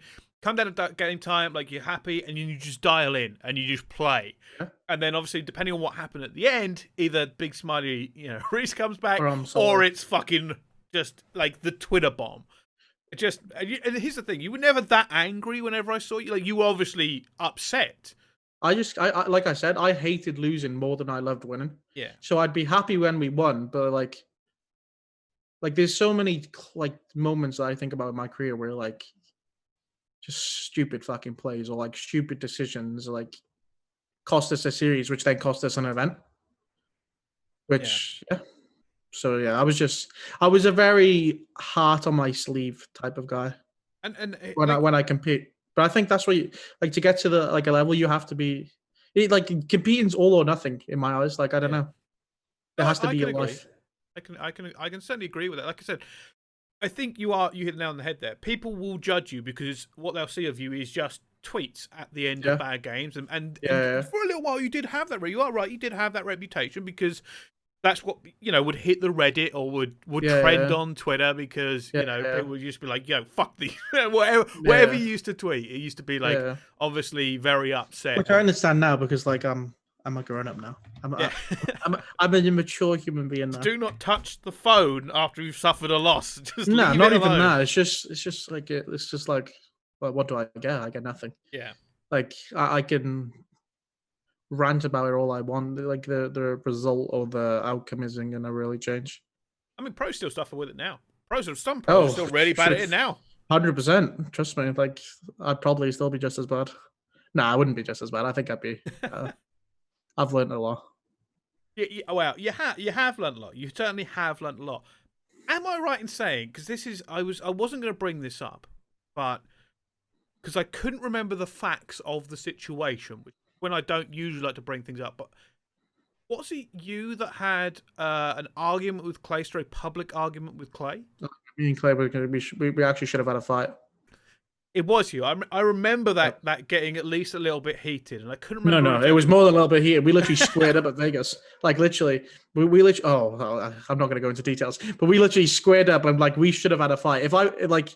If I didn't care about my career, me and Clay would have been fucking scrapping. But like I was worried about what happens after we scrap. Yeah. So I just like. So yeah, I just didn't do it. But we squared up. We were literally in each other's face. Literally, I could smell his breath. That's how close we were. But and like he was drunk as well. So I knew if I fight this guy, tomorrow morning, the timeline's not looking pretty for me.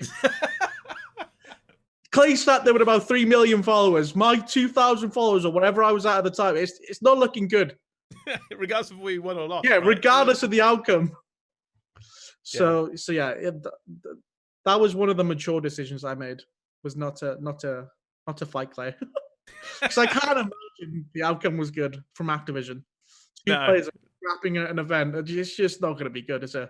That certainly wouldn't be good. But like I said again, that was like a lot more hot-headed. Well, yeah, that's just how I was. I just didn't take shit. Yeah, like if I felt like I was wronged or someone was giving me shit, I'm not like some sad little gamer who's going to crawl up behind myself. Like, who the fuck are you speaking to? Yeah. Which in fairness, I can be very much the same way. I'm not going to deny it. Like a lot of gamers and like a lot of people who give you shit online are literally people who cower up behind their setups, and like that just wasn't me. Like I don't like people giving me shit, especially when I think I'm in the right, which was 99% of the time. I thought I was in the right, so it was just a recipe for disaster, to be honest. I always thought I was right and I was hot-headed. It was just I'm surprised we didn't have a fight, or I didn't fight someone. I mean, you wouldn't have been the only European player that happened to an event. Let's face it. No, I completely understand that. Like I said, but I've grown up. Like I think like the one thing I fucked up when my pro career. Even though I still think my pro career is still going, and I don't know. We'll get to that when we get to the streaming stuff. I'll answer some questions. But like the one thing I fucked up is how I handled people. I should have been the biggest suck ass ever. People say that, man. Well, yeah.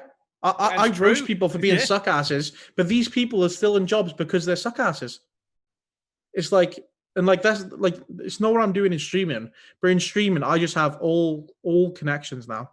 Like I'm in everyone's friend group, instead of being in my pro career. I feel like I had my one small group of friends. I wouldn't leave that, and I hated everybody else. Fair enough. Yeah, no, that's literally how I was, and I think that's my biggest mistake I made. Like over the years. Yeah, no, I should have just been someone who was just indifferent, sat there and just like if I thought someone was chatting shit, just listen to them chat shit. No, I understand that. Trust me, that resonates. That resonates with me very much. So that's my biggest regret, because I tell you now, if I sucked ass and like was just indifferent, I would still be in the pro league, 100%. Yeah, I can see that. I can definitely see that as well. I could, because I'm telling you now, I'm good enough. I've played Cold War. People are shit. Like they're not good. I don't even play the game, and I'm still doing better than the majority of these people. I don't know that at all. This game suits you as well, by the way. I think this game I know it fucking. Shut up, Bryce! What do you fucking mean the game suits me? I know it suits me. Like I played one Cold War kickoff tourney. Yeah. And I was like, I've made the fucking biggest mistake of my life. What the fuck have I done? Like, because like everything, like, I don't know if I'm allowed to say this, but like my decision had to be made like pretty quick. Yeah. Well, I don't know if I'm skipping too much of the story. Should I just wait till we get there? Yeah. We'll get there. We'll get there. We are skipping forward. Yeah, Because this is an interesting era for you as well. Because the orbit thing, the obviously doesn't work out as well as you would like. Eventually, orbit turns into red, and we'll get to the whole red saga at some point. Because that's an interesting time. But you end up joining Elevate by the look of it, and changing your team up for at least a good portion of IW before you end up kind of turning back into it. Well, no, that was one of the smartest decisions I've ever made. Okay. Because I was just a sacrificial lamb. Because like what happened was I was super good at the game. Yeah. We needed to. What was our team? What was our team before that? It was me, Joe. So you, Joe, Urban, and Trey. Who was the fourth? No, Trey left. Who was our fourth? I don't have that. No, no. Yeah, I remember. So it was me, Joe, Trey, and Dave. Urban, sorry. And then Trey was going to leave for Splice. Right. So we had to get a fourth. And like Joe was telling me all these fourths we can get, and I was like, they're all shit.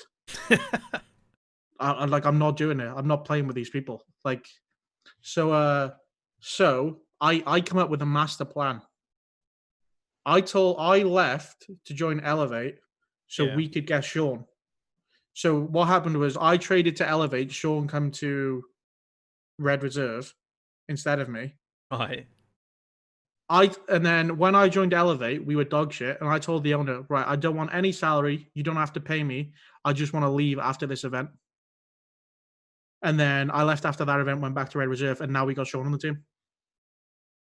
that is some interesting manipulation. Yep. Like, I'm a fucking genius. You just straight up played them like a fiddle. They got me, who was on paper, they thought better than Sean. Yeah. Like, I realized pretty quickly, like, this is a disaster. Yeah. So I was like, just don't pay me. But I just want to be released of my contract after this event. And then I left, and then we got Sean. Yeah, and then back it was really good. Still very good. IW. So then that went into Red Reserve, looking at these top 8, Anaheim. We choked champ so bad. We can get a chaps now because Sheffield Open was before that, but that's a European-only event. World Championship 2017, top 24. Yeah, we got knocked out in groups when we were 3-1. We beat FaZe, who finished third, but lost to, what was their name?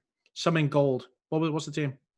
I will have to bring that up one second. It's like spoofing them. I can't remember what they were like. I'll be honest with you, I do not remember off the top of my head. Usually it's like spoof human Jesus. I have a photographic memory. I remember everything. So let's have a little look. Red Reserve. Where is Red Reserve on this list? I'm actually struggling to find you guys. Oh, yeah, we were that low. That is actually a trouble I'm having. You guys lost in groups by the look of it. We were 3-1 in the group. We lost one game to spoofing them. It was like, I can't remember their team. Era or Team Allegiance? Allegiance. That was them. Yep. But if you remember, all the EU teams went out to boot camp. We all went to Florida. I remember that because I was pissed I wasn't invited.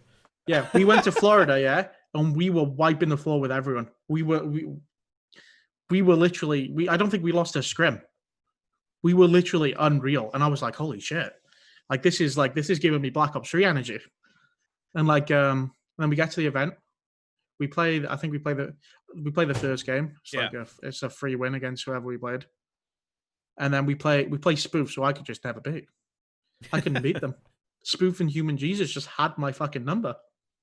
Hey, if I remember correctly, you were pissed about losing to Spoof and Human Jesus. I feel like that's come up before when we've talked about mate, they beat me all the time.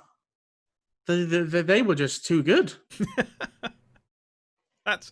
So we lost 3-1 to them. Yeah. We play FaZe, and going into that game, we knew we had to win 3-0 or 3-1 to get out of the group.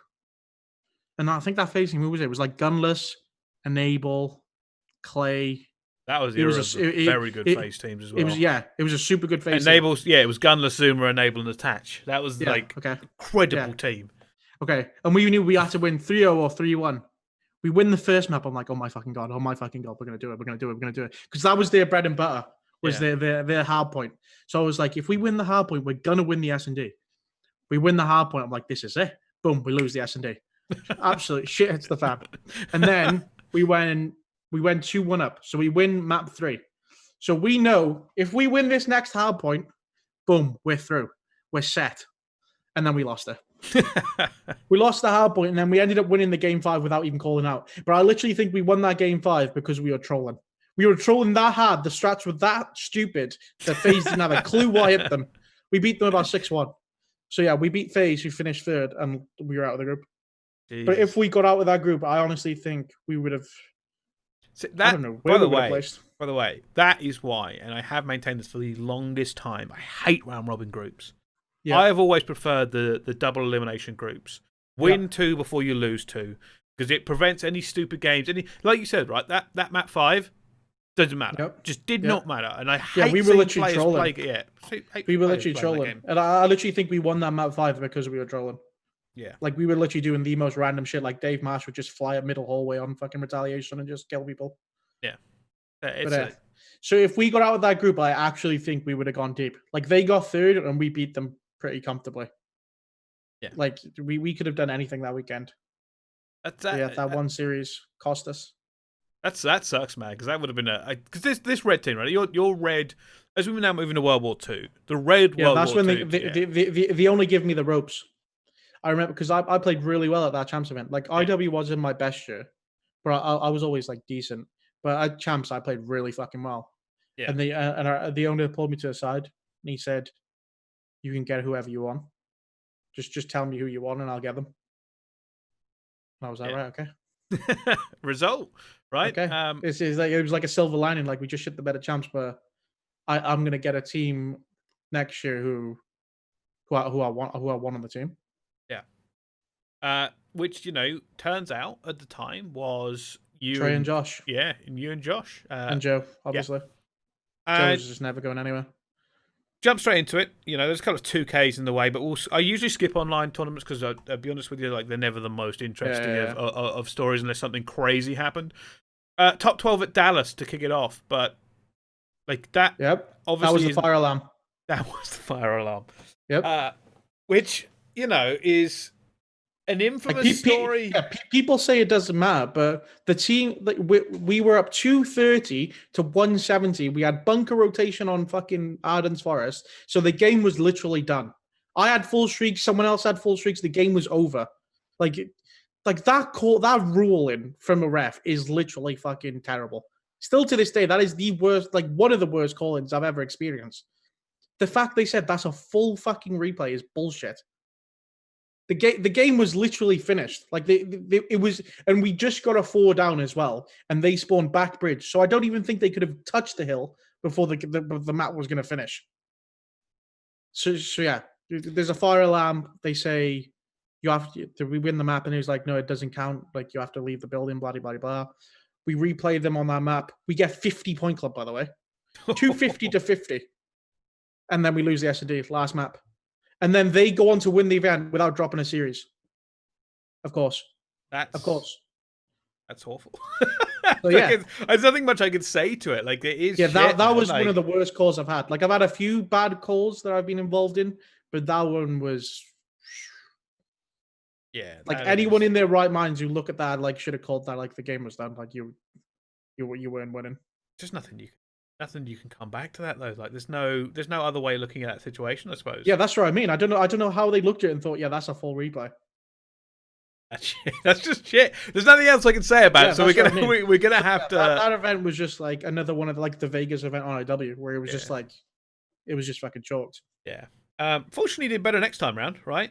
New Orleans, going to the New Orleans Open. Where did we get that one? Second? Fourth. Fourth. According to my wonderful. I can't remember a fourth. I can find out exactly what happened for you. So you came 4th. The top 4 was Caliber, Luminosity, Rise, and then you. And in the bracket. What happened in the bracket? I remember when you told me that. I got skipped because the problem with these is lost to Rise at some stage. The open bracket is so big at these things, and they put it all in here. Let's have a look. Where is it? Don't want the open bracket. Don't want the open bracket. Here we go. Let's find beautiful red reserves. You've played things like Mind Freak. You took down OG because this is, by the way, World War II was the era of you guys just bodying Optic. Like, wait, did we get fourth at this event? Yeah. Yeah. You took down FaZe. You took down E United. Who did we lose to? Rise. You lost 3-2 to Rise. Yeah, I remember. Yeah, we beat Optic that event. That was that mad comeback on St. Marie de Mont Hardpoint. We were 2-1 up in the series. They were up 247 to 160 something in the hardpoint and they lost. I remember. I got gassed. Mate, so did B-Sport. But yeah, I'm not surprised, man. Like that was the red era of like just having you guys would always play Optic. They would always be great games, and you guys would somehow always win. Like just that game in particular. Me and Joe just like we knew how to play all the games, but that one in particular, we played the game different to other people, and it was still the perfect way to play. Like, I don't know. Like, on St. Marie de Mont Hardpoint, nobody was hitting front of hills. Every single hill, we were hitting front of hills, 4-man. Okay, you can have the back spawns, buddy. We'll hit you from the front, break you, and then just hold you in your back spawn. Like we just knew, like, World War II, we mastered pretty quickly.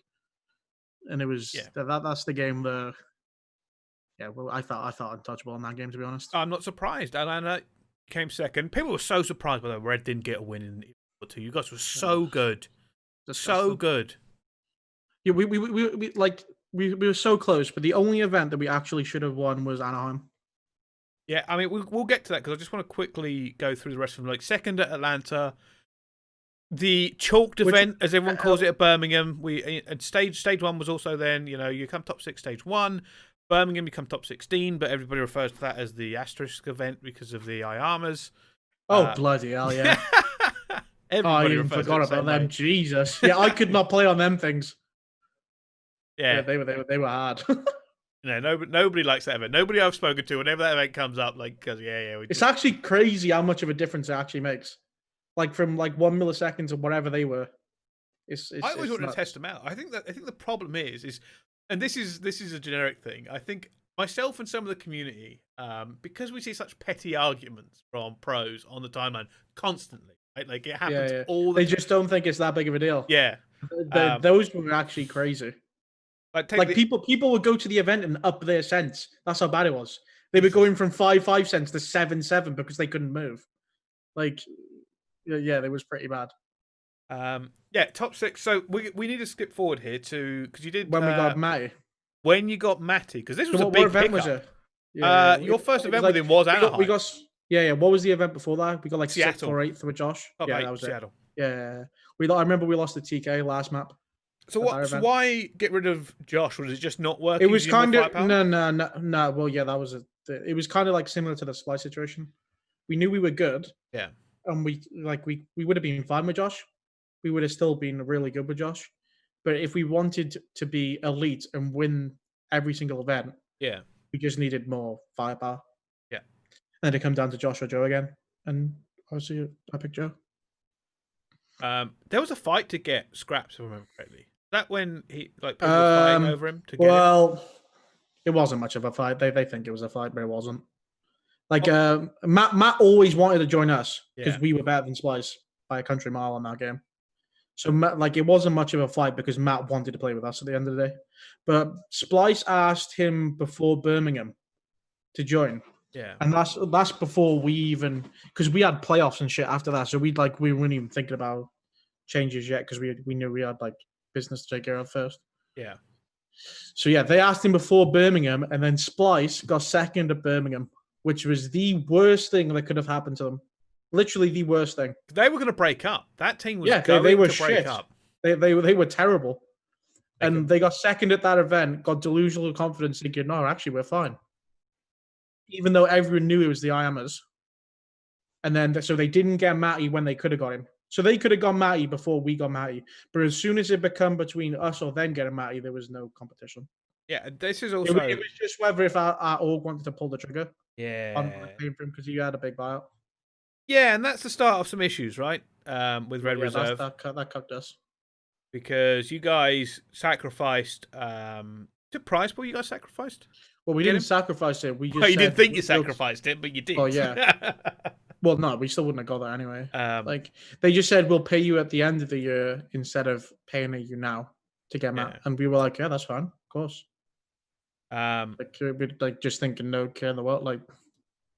And then, I mean? Yeah, and then Skrapz, Skrapz looked pretty damn good, right? Obviously. Well, yeah, he was unbelievable on that Unilad team, but like we knew when we got him, you don't have to be unbelievable. Yeah. Like you only have to be unbelievable if someone's having a bad map. That was the perfect thing about that team. We had the perfect team where if someone was having a bad map, someone else will pick it up. So if I was having a bad map, Trey would pick it up. If Trey was having a bad map, Matt would pick it up. Like it was just a perfect recipe. And then me and Joe always had that thing where we'd be really good at S&D. So it was just that's what like carried kind of like mine and Joe's duo-ship. Is every year we always knew we'd be a good S&D team, regardless of who we got. But yeah, that was the most perfect team I've been on, just because it was easy. Like we didn't actually we didn't argue, we didn't care about scrimming. We literally got on, played our scrims, got off. But I don't know if that's just because we were that good that everything else was easier. Yeah, but like that team, there was just no like negative vibes. There was no arguments how to play the game. Like Matt and Trey were very much like, right, you and Joe decide what you want us to do, and we'll do it. So it was just perfect. Like it was just. Yeah, you guys certainly put yourself into the elite teams there. You were just putting. Oh yeah, we were unbelievable. That Anaheim event was the most flawless event ever that I've ever been on a team. It was better than the Black Ops 3 Champs one, like for how well we were playing. Like we were literally just running through teams. Like we lost winner bracket final in a nail biter 6-4 last map. Played LG 5 minutes later, who just 3-0'd Unilad and 3-0'd them like it was nothing. Like we were just a different you're different gravy. Yeah, 100%. Yeah, we were just so good. Takes me on to the champs because with playoffs you came third. Stage 2 playoffs. The problem was it kind of bleeds into one another, these two now, because there's only like 20 days between them. Yeah. Stage 2 playoffs came third, and you guys are obviously still riding high because just before champs, it's a great result to have. Obviously, it's not first, but it's a great result. And then you have to you have to explain to me. No, the only reason why we didn't win that event was because we went home. Like if we stayed in America and scrimmed Americans, we would have been fine. We went home, played Epsilon for 3 weeks straight. I don't think they got over 100 points. Like I'm not even exaggerating. I don't think they got over 100 points. And like it was the dumbest thing ever. Because like we were that good. Yeah. The reason why we didn't stay in America is because we didn't want to show people or like let people like catch on to how we were playing or get used to playing us, because like it's like always a thing. Americans hate playing Europeans because they play weird. Yeah. And like we were playing that good, and we knew what we wanted to do. Then we were like, fuck it, we'll just go home and not play them because we'll beat them anyway. Yeah. That was the biggest mistake ever. We literally played Epsilon for 3 weeks, and I literally don't think they got over 100 points. And so we went to champs thinking, oh yeah, there's nothing wrong with us. We're literally invincible. And then we got out of the group pretty easily, like went 3-0 or whatever, and quicker than you beat E United. That's what fucked us. so winners round 1, we played E United, and we lost 3-0. Team Swede, the infamous Team Swede. It was just an off series. Like that's the first time we lost to E United all year. We beat them all year comfortably, and yeah, we just had one off series at the biggest event. But like I said, I feel like it was because we just felt invincible, and just like our practice going into that event was terrible because we were just running through Epsilon. Because Splice didn't even want to play us because they know we were just going to dust them, so their confidence was going to be rock bottom. Like so we were literally just playing Epsilon, who had just gone 0-10 in the league or whatever it was. That was that era of Epsilon not having a good time at all. So yeah, that was our mistake going into that event. However, I will say that top 8. Still okay. Still got prize money. Top 8 for us was horrible. Yeah, it was. It was like, in the grand scheme of things. It was just like okay. But you guys kind of had high spirits after that because it went to 5v5, and you guys already knew who your 5th was. Like everybody knew who the 5th of Red Reserve was going to be. Well, we didn't even know if it was going 5v5. We didn't know it was going 5v5 until they officially announced it. Yeah, but And you then guys had a guy in mind, right? Well, yeah, we told Ben, like, if it goes 5v5, you're on the team. Yeah. But if it doesn't go 5v5, you're obviously not on the team.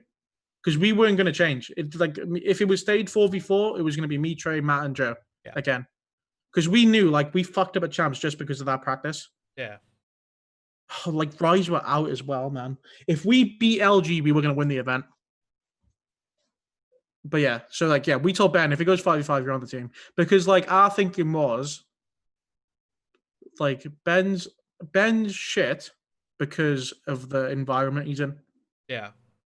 Because Ben literally hated being on that Splice team. Like Tom, Magcat, Josh. Like, you know what Ben's like. He's just a clown. Yeah, no. I will like, fully attest to Ben being a clown. So, like, he couldn't really act like he wanted to act. He didn't really have someone to bounce off. Like, so we were just like our thought process was, if we bring Ben into our team, because our team was super chill. Like I said, it was a super straightforward team. It was easy. Like, we had no problems. If we bring Brennan, like, he's just going to be relaxed. Like, he's back with Joe, Trey, like, who he's good friends with. And we were hoping he would just be back to Ben. But yeah, that didn't go to plan. No, it did not. It did not go to plan. It did not go to plan in the slightest. Top 12 at Vegas. Little bit of redemption at Fort Worth. And then... And then that's when... What event was that? That's when all the shit hit the fan. That's when shit hit the fan. You guys basically like had the worst year. Like, just absolutely shocking. That Red Reserve. So, I don't know. I saw the... Yeah, they paid for a mansion in Vegas. Like, what the fuck is going on?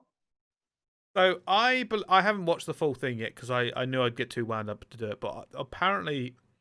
So I've been over this more than once on this in various things in Call of Duty, this Red Reserve thing, and I have a specific hatred for them because regardless of what happened in the day, obviously they took a lot of money away from you guys, like the Red Reserve team, which is despicable enough, but I think the way it was gone around in terms of, I want to say, like, essentially like deceiving you guys into thinking everything was fine until, boom, it wasn't.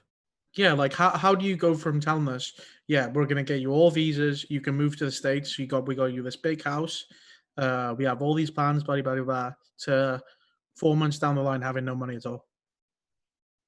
So I don't. Have you listened to the podcast with? With Patrick, no fucking shot. Essentially, he says it wasn't his fault, and I actually believe it wasn't his fault. I do agree.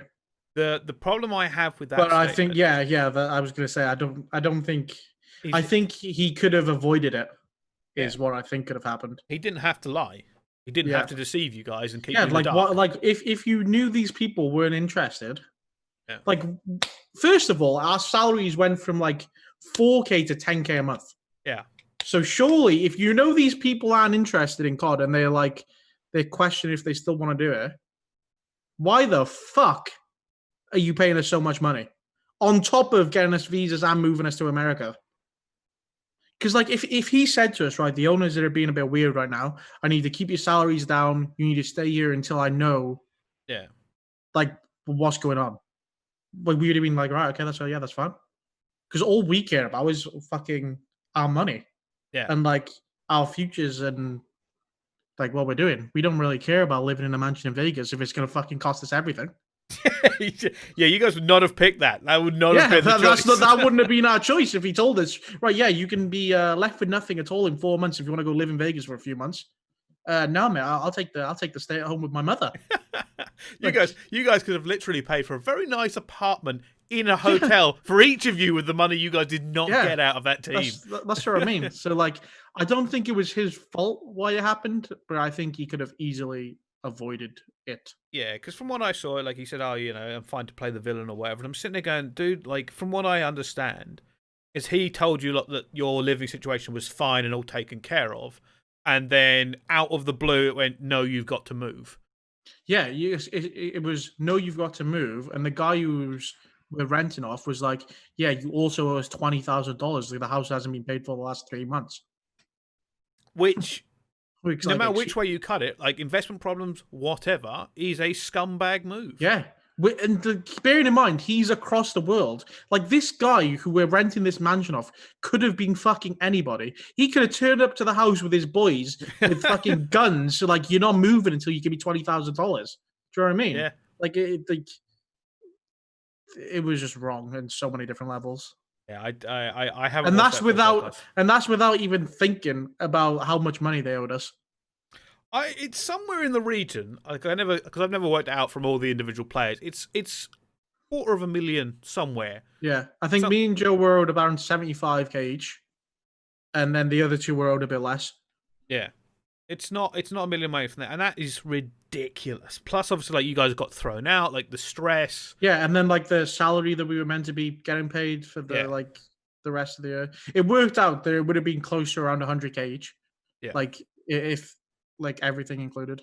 Yeah, I haven't watched that podcast yet because I just can't take him seriously. Yeah, I don't want to. I just lose fault. I don't want to sit there and go. Yeah, he goes. I think he said something about he lost everything. I was like, well, that's no. I understand. Like I said, like I understand you lost everything, but as an owner, you're taking that risk. That's his option. Yeah, his choice. Yeah. You never made that choice, right? You never. Like I said, he didn't give us a choice. Yeah, that's what I mean. He didn't say to us, right, you can go live in Vegas for 4 months. You might end up with nothing and these owners might back out, or you can stay at home. Like if you give us that choice and then we chose to go to Vegas, the owners pulled out and we knew like beforehand that was a possibility, then fair enough. Yeah, you guys were in the dark about gambling $250,000, right? Like he's an owner and his investment. Here's the thing, right? If everything had gone well, right, you guys weren't going to be paid extra. Like you would have just got the money you were owed. What we were owed. Yeah, exactly. You weren't going to be paid extra. You were never told you were gambling. So I can't get on with it. I can understand that shit goes wrong and investment and stuff, but there was some shady shit that happened there. But that Red Reserve error, I'm fucking. It was a sad end to a really good team. It was. And then it just fucked everything because like me and Matt hated each other for a while. And like all that stemmed from just like the situation. Yeah. Like, we were trapped in a house together where shit's hitting the fan. We're not being paid. You and Matty really hated each other as well. Yeah, I don't know how bad it got. It got pretty bad. Like, I don't know. Like, that's just how I was. I was super hot-headed. The ground felt like it was sinking beneath me. Yeah. And then I had Matt, who's like, literally at the top of his career because he was unbelievable at that game. Just like, I don't know, just reacting in a way I didn't like. And like obviously, like me being the way I am is just it rubbed me the wrong way. That literally all stemmed from that situation.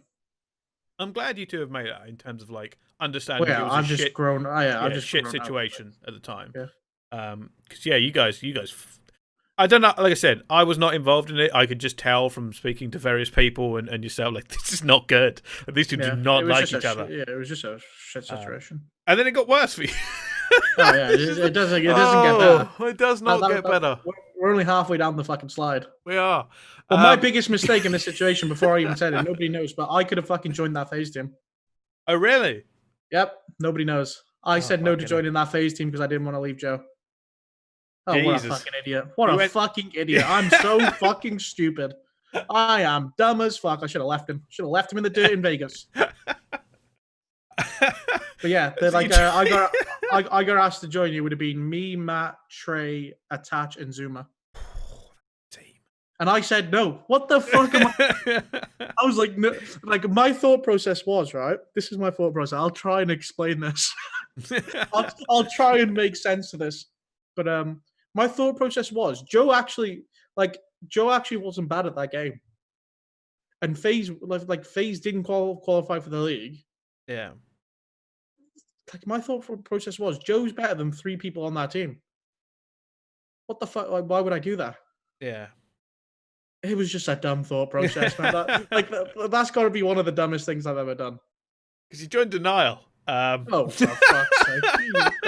I could have joined FazeCon and I joined Denial. Like, what the fuck is wrong with me? You chose to join the guy who decided to offer people out and just say... Yeah, but this is the kind of guy I liked. I was like, yeah, this is a bit of me. Yeah, and then he got worse. What sucked me in about that guy was, right? Yeah. You remember I said that the house payment was, like the guy said there's 20K. Yeah. And it like you need to pay it. That Denial guy paid that amount. But there is a So, caveat to this, right? Because well, I yeah. remember this happening. Well, the guy who owned the house told me that the dog guy paid her out. Yeah. So in my brain at the time, I was about to be homeless in the streets of Vegas with about fucking $10,000 worth of setup. Yeah. And then this guy has clearly got money. Do you know what I mean? Yeah. Because he's just paid 20K to sort this house out whilst we sort things out. So that's why I was okay with joining this guy. Because although people were telling me he doesn't pay his players, they don't have money, blah, all I saw was someone who owns this house tell me he's just paid them $20,000 to save me, who I've never spoke to in my life. Yeah. So that's all I had to go on. It was either people on Twitter telling me he doesn't pay his players, or someone who owns a house telling me he's just giving 20 grand. Yeah. So that was like, I was just like, right, okay, until you do me wrong, I'll believe you. Yeah, no, that's fair. The problem I heard with that is that he thought he'd basically just paid 20 grand and owned you lot. No, that was fake news. Oh, really? Yeah, like, I heard he was a bit like, oh, I've paid this off, you guys. Like he thought he could like turn it around. No, that was fake news. That's it. No, like people tried to tell that story, but I no. Oh, like I was like, I never heard that story from him anyway, and he never expressed that to me. So unless he was doing that in a different situation, then he never told me that. That's. I mean, obviously he ended up not paying you anyway. So if that's true, then that's fair, right? I will 100% take that as what has happened. Well, as far as I know, it didn't happen. Yeah. All right. But he could have been doing it behind my back. Where fuck knows. 100% fair. 100% fair. Yeah, and then it was just a shit show. Well, he didn't even get a chance to pay us. Like, it was just a shit show. Yeah, your end of the year was chaos. Absolute chaos. And I somehow got top 6 at champs, by the way. Highest place in the U team. Fuck off. I'm better than you all. You did. Yep. Went to the World Championship. You picked up Wee Man, Cammy, and Nelson. What a team, man. That's actually my most fun team ever. I'm not even gassing. You guys walked into that event basically just like, fuck it, we're here. No, we knew we were good. Like that, like all Black Ops 4 was, right? Yeah. Was, right, all you need to do is all be on the same page. Everyone just be selfless, play as a team, and fucking fly. And that team was literally the perfect team for that. Like, it was just nobody give a fuck about who had the highest KD, who had the lowest KD, who's dropping 40s, who's dropping fucking donuts.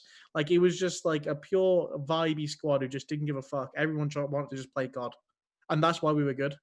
Because we wouldn't have been good on any other game. But that game, all you needed to do was fly together and just fucking trade. And that's what we did. Hey, it certainly worked, right? It really worked. And that's why we were good. Yeah, that was one of my most fun teams. Because, like, they're just clowns, them three. I actually love them three. Cammy, Nolson, and Chilton. Oh, what a group. And Cammy's done very well for himself since then as well. Yep, right? cameos are all to me. I'll be fucking putting in a fucking check at the end of the year. Okay, let's move on from Black Ops 4 into Modern Warfare, the start of franchising. Oh, fucking hell. And you joined the Royal Ravens. You got into a franchise. Obviously, this is more recent stuff now, so if there's anything we need to gloss over before... Obviously, old stuff we could talk about, but when it comes to new stuff, I understand there are some restrictions. But you must have been gassed, right, joining the Ravens? I don't know. That's probably, like, what did I say? FaZe was the biggest mistake I ever made? Yeah. London was the second biggest. Oh, damn. Only because... Right, I'll explain the situation. I had an offer off Toronto and an offer off London, yeah? Yeah. On paper, I thought London were better. But I knew if I joined London, if anything goes wrong, I'm the first one gone. Regardless if I'm the best player in the game, I'm doing absolutely fuck all wrong. Yeah. I knew what I was signing up for. And exactly what I thought I was signing up for happened. So, like, it was just a fucking dumb move. Whereas if I joined Toronto, like, I would have been their main AR. Like, I don't care, like, how, like, I would have been a main AR instead of Zim. Like, I knew it. So it was kind of like where I thought, like, because, like, the London roster on paper, I thought was really good. Because I didn't care about not being a main. Because, like, as much as people say I can't flex, I was playing perfectly fine and I can flex whenever the fuck I want. It's just, I just fucked up. I played for the team way too much in that team, and it cucked me. Yeah, and I think the other issue is like in that franchise model, so much more difficult to switch teams to get into another spot. Well, yeah, that's where I wasn't thinking about at the start. Like when I made that decision, like Toronto or London, Yeah. like I didn't think of how hard it was going to be if shit did hit the fan. Like the only way, like it's just so dumb of me, man.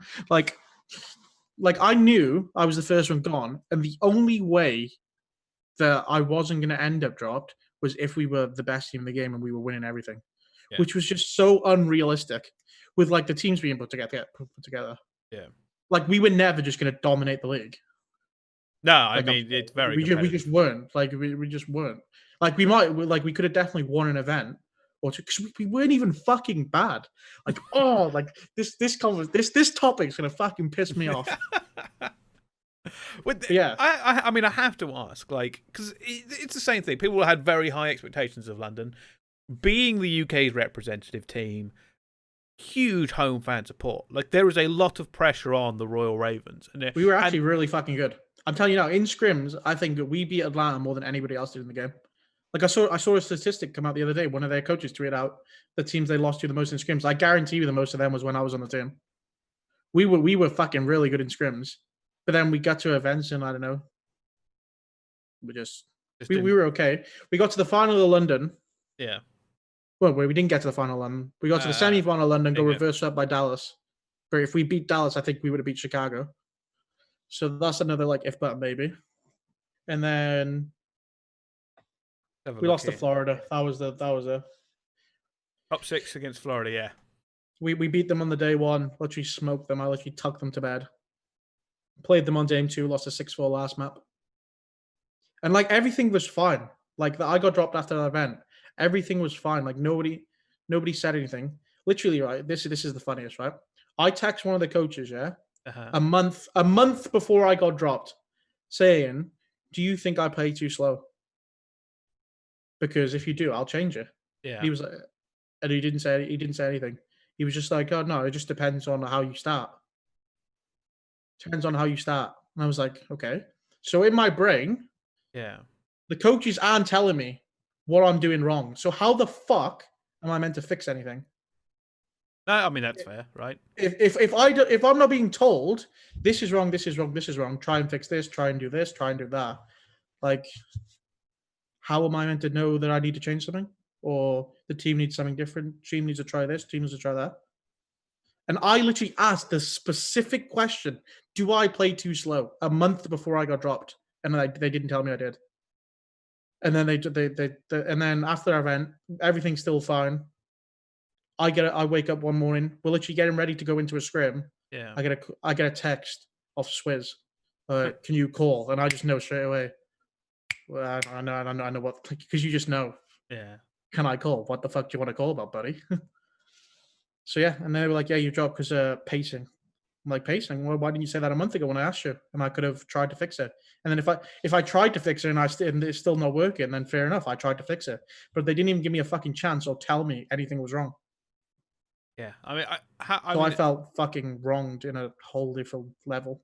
That's what I was going to ask you, because sitting out in that kind of season, like it must have just been fucking horrible. Like when I knew I was actually really good at that game, and then halfway through the season, I was going to get traded to Toronto again. Yep, that was happening. Oh really? And it never went through. No, London didn't let me go. I mean, I suppose at this point, like, this is obviously a low note.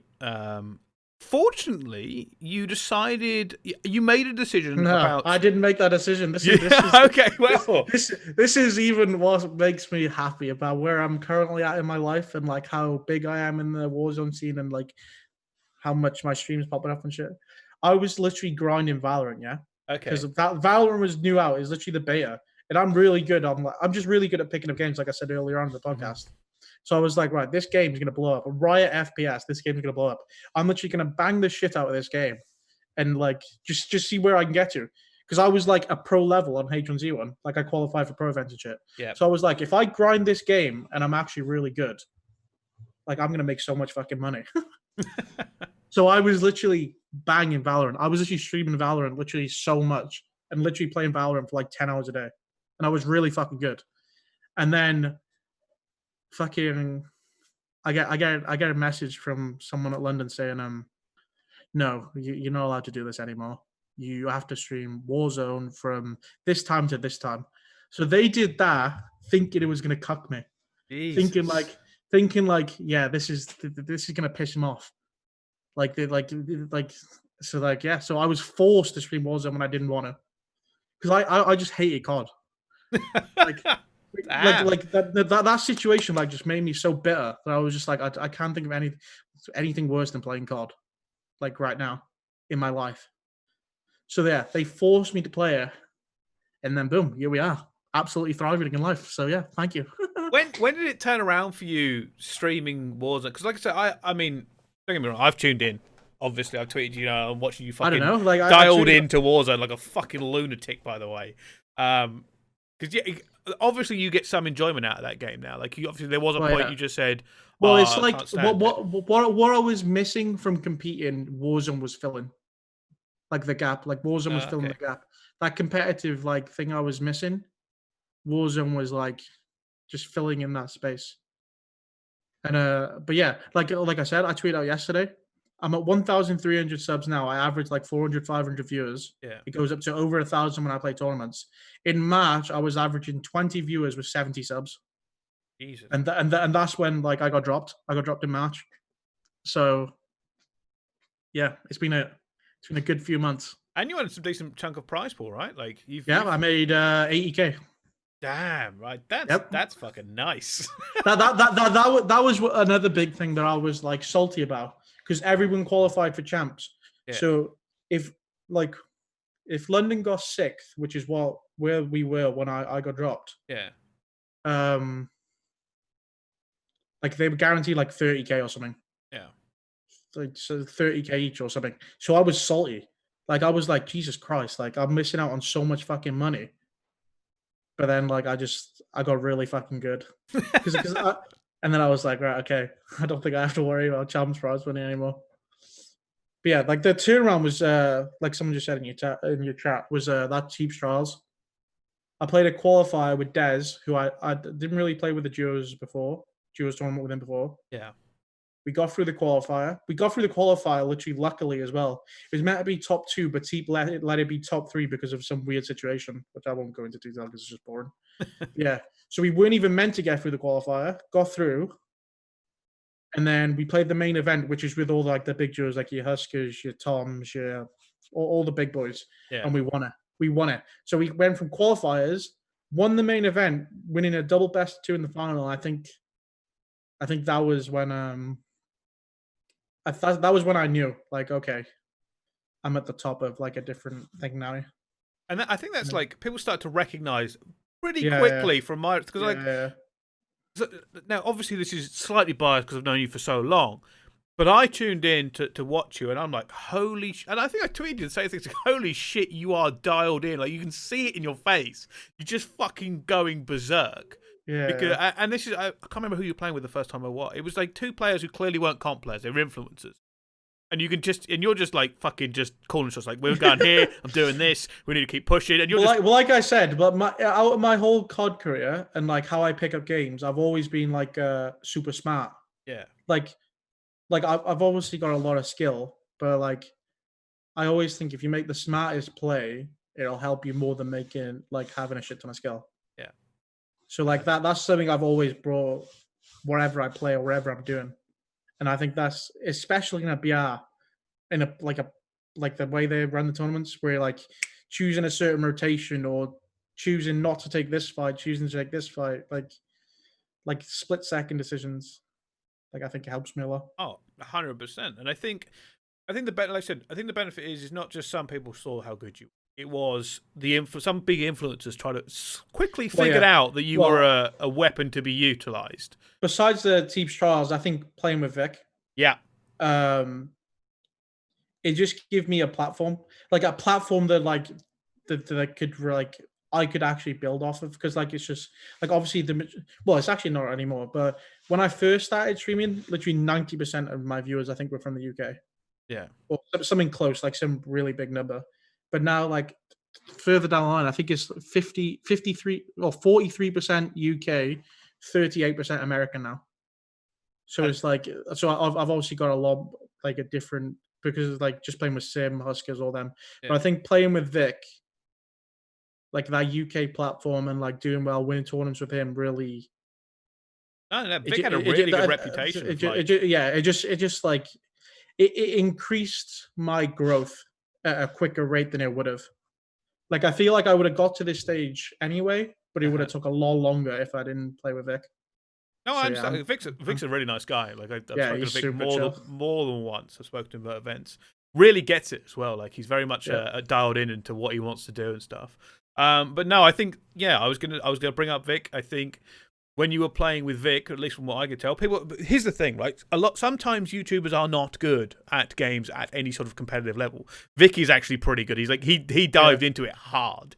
Got himself that reputation, and then obviously you showed up to play with him, and obviously his viewers have looked at you and gone, "Holy shit, this guy is gunning!" Like, because it used to be him and Wars was like the duo, and everyone like it was Vic and Wars, and then he started playing with me. We won like 2. He played one with Wars, controversial, but like got knocked out early. Played with me again the next week, and we won again. And like people were like, right, okay, I think Vic's got a new partner. Like, and then you just exploded, right? Like you like this last month massively. Has been fucking crazy. How has that been to like transitioning to a guy who didn't really do socials as much as a lot of players? Like you weren't really that interested back in the day. Like you didn't care. Yeah, I didn't care. To now, where obviously you've kind of turned it, like even in these tournaments, right? You're now classed as an influencer rather than a competitive player. Like you go down in that category. Same thing as Tommey did in that other event I saw him in. And now obviously you have to be mindful of, well, I need to do X, Y, and Z. How has that transition been and even worse now, this is now where we can talk about 100 Thieves, right? Yeah. Like it's such a big kind of shift for you, even though it's still COD. It was like they didn't show it in my announcement video because like the interview was pretty long, but in my announcement video, they were like asking me about joining and like why I joined, like why I've gone from pro quad to like Warzone / whatever content creation. Yeah. And I was like, I still don't know to this day if it was the right decision. And I don't think I'll know for at least another year if it was the right decision, because I know I'm good enough to be in that pro league. Like I don't give a fuck what anyone says. So like, but like, I also know that when I actually eventually would have finished, so say I competed in COD again for another, I don't know, 3 years, 4 years, however long it may be, I know I'll never get a better opportunity when I eventually finish than this opportunity. Yeah.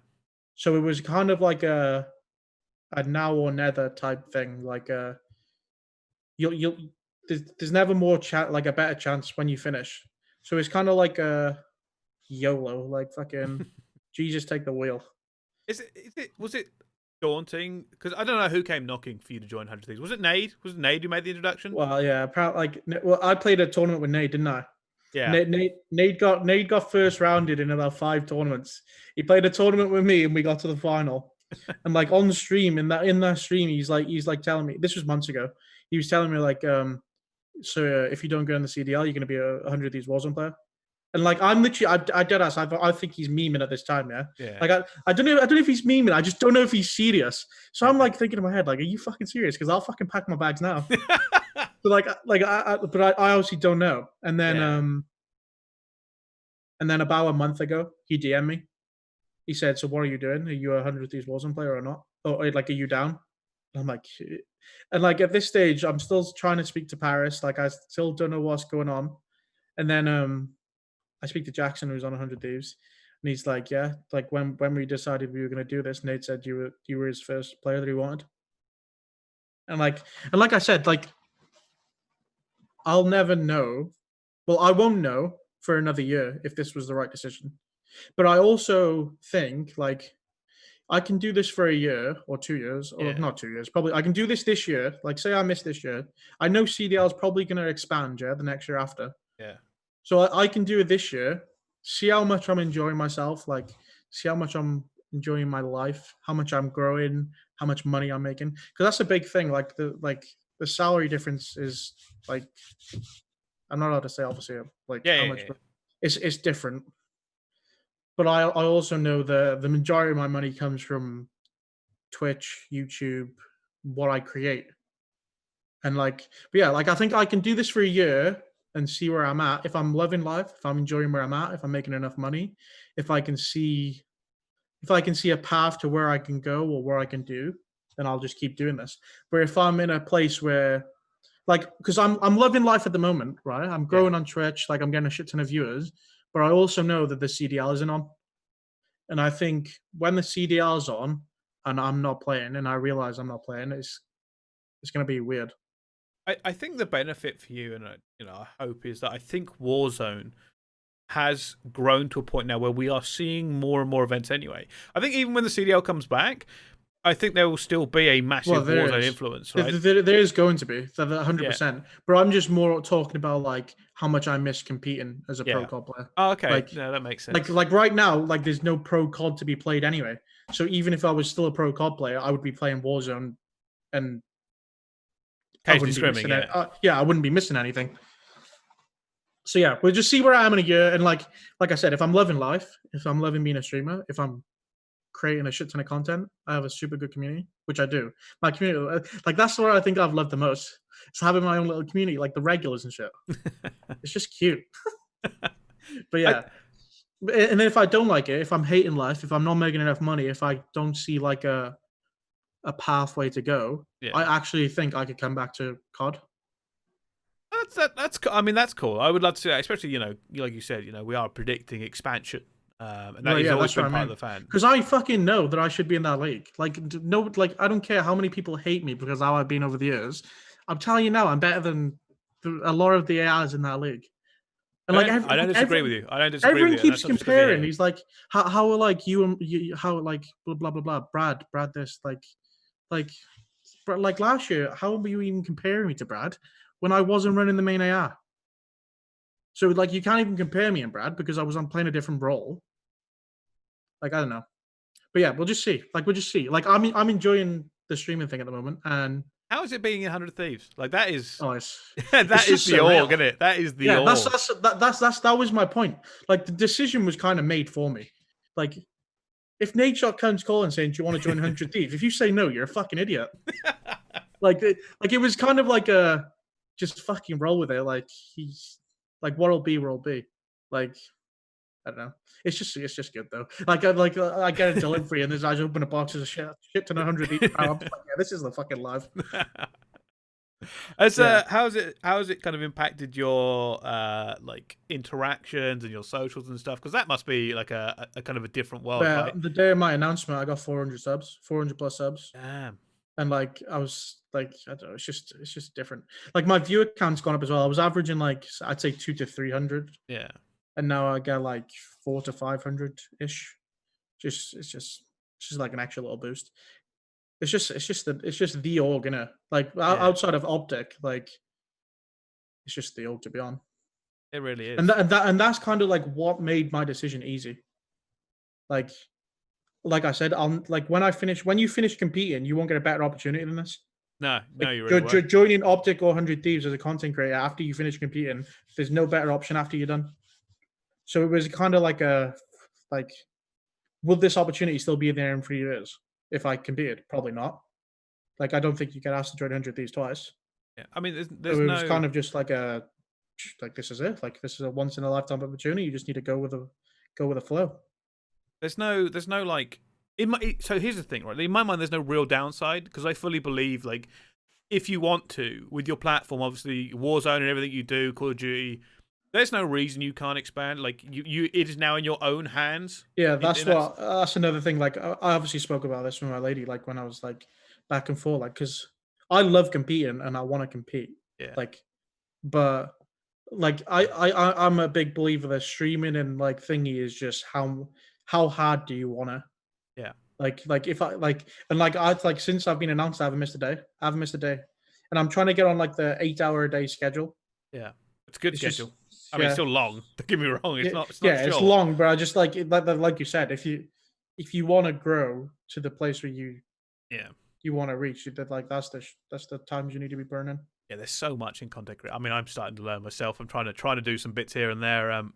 But yeah, there's so much. There's just so many different things. Like like YouTube. Fortunately, great org to teach you, right? Like, yeah, that was another thing. Like Matt knows exactly how it is to be where I am right now, like a pro COD player, and how to get to. Well, no, obviously, I probably never. Well, I'd not probably. I will never be as big into nature is, but he knows exactly what to do and how to succeed in this like space. So it was just the perfect situation. No, like I said, my decision kind of got made for me. Oh no, I fully agree. Like, yeah, I'm jealous of you sitting there in 100 Thieves gear right now. So we've had you for a long time. I do apologise, but it's so many questions. When you're speaking about the entire career, it's like there's years to speak about. There is, and we could have gone on for 2 hours more. Yeah, we certainly could have. I think that's one of the reasons I like doing this. By the way, like. There are that many stories, and people do not get to see. People only ever get to see. Yeah, that's what I was going to say. 2 years. Stories that people would never have heard of if I was still contracted. And the stories that people don't even know. Like I said, all people used to see of me is the aftermath on Twitter of a situation they had no idea what's going on behind the scenes, and now like I have a platform and like a stream where I can just talk to people and just like they see me rather than my tweets. Yeah. And I think that's where a lot of people, because like you'd be surprised. Like I went on Reddit the other day and people were actually fucking gassing me. I tell you now, that didn't happen my entire fucking career. I tell you now, fucking Reddit hated me. So like I think people are seeing like just from my stream like who I actually am as a person, and I'm not just a twat. Like that's fair. But that's more than fair. But I was a twat, so they're okay. Well, that's awesome. All right, let's do this final bit to round up the stream. Questions from the chat. Hopefully they're not too open-ended. These are usually supposed to be more rapid-fire.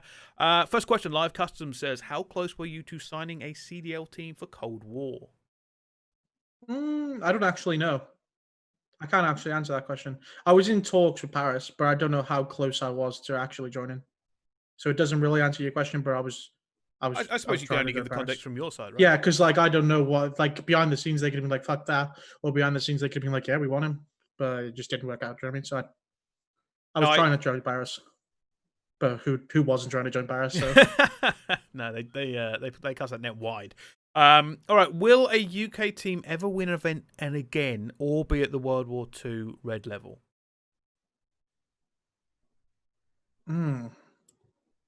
Will an EU team ever win an event again, or be at World War II Reds level? I think that's impossible to answer, isn't it? I don't know. I like me, obviously me. I want to say no because unless I'm on the team, maybe I come back in a year and just fucking bring back the glory days. Like I don't know. It's a hard question. I mean, you think that's a hard question? It's more than okay. What's the fucking next question?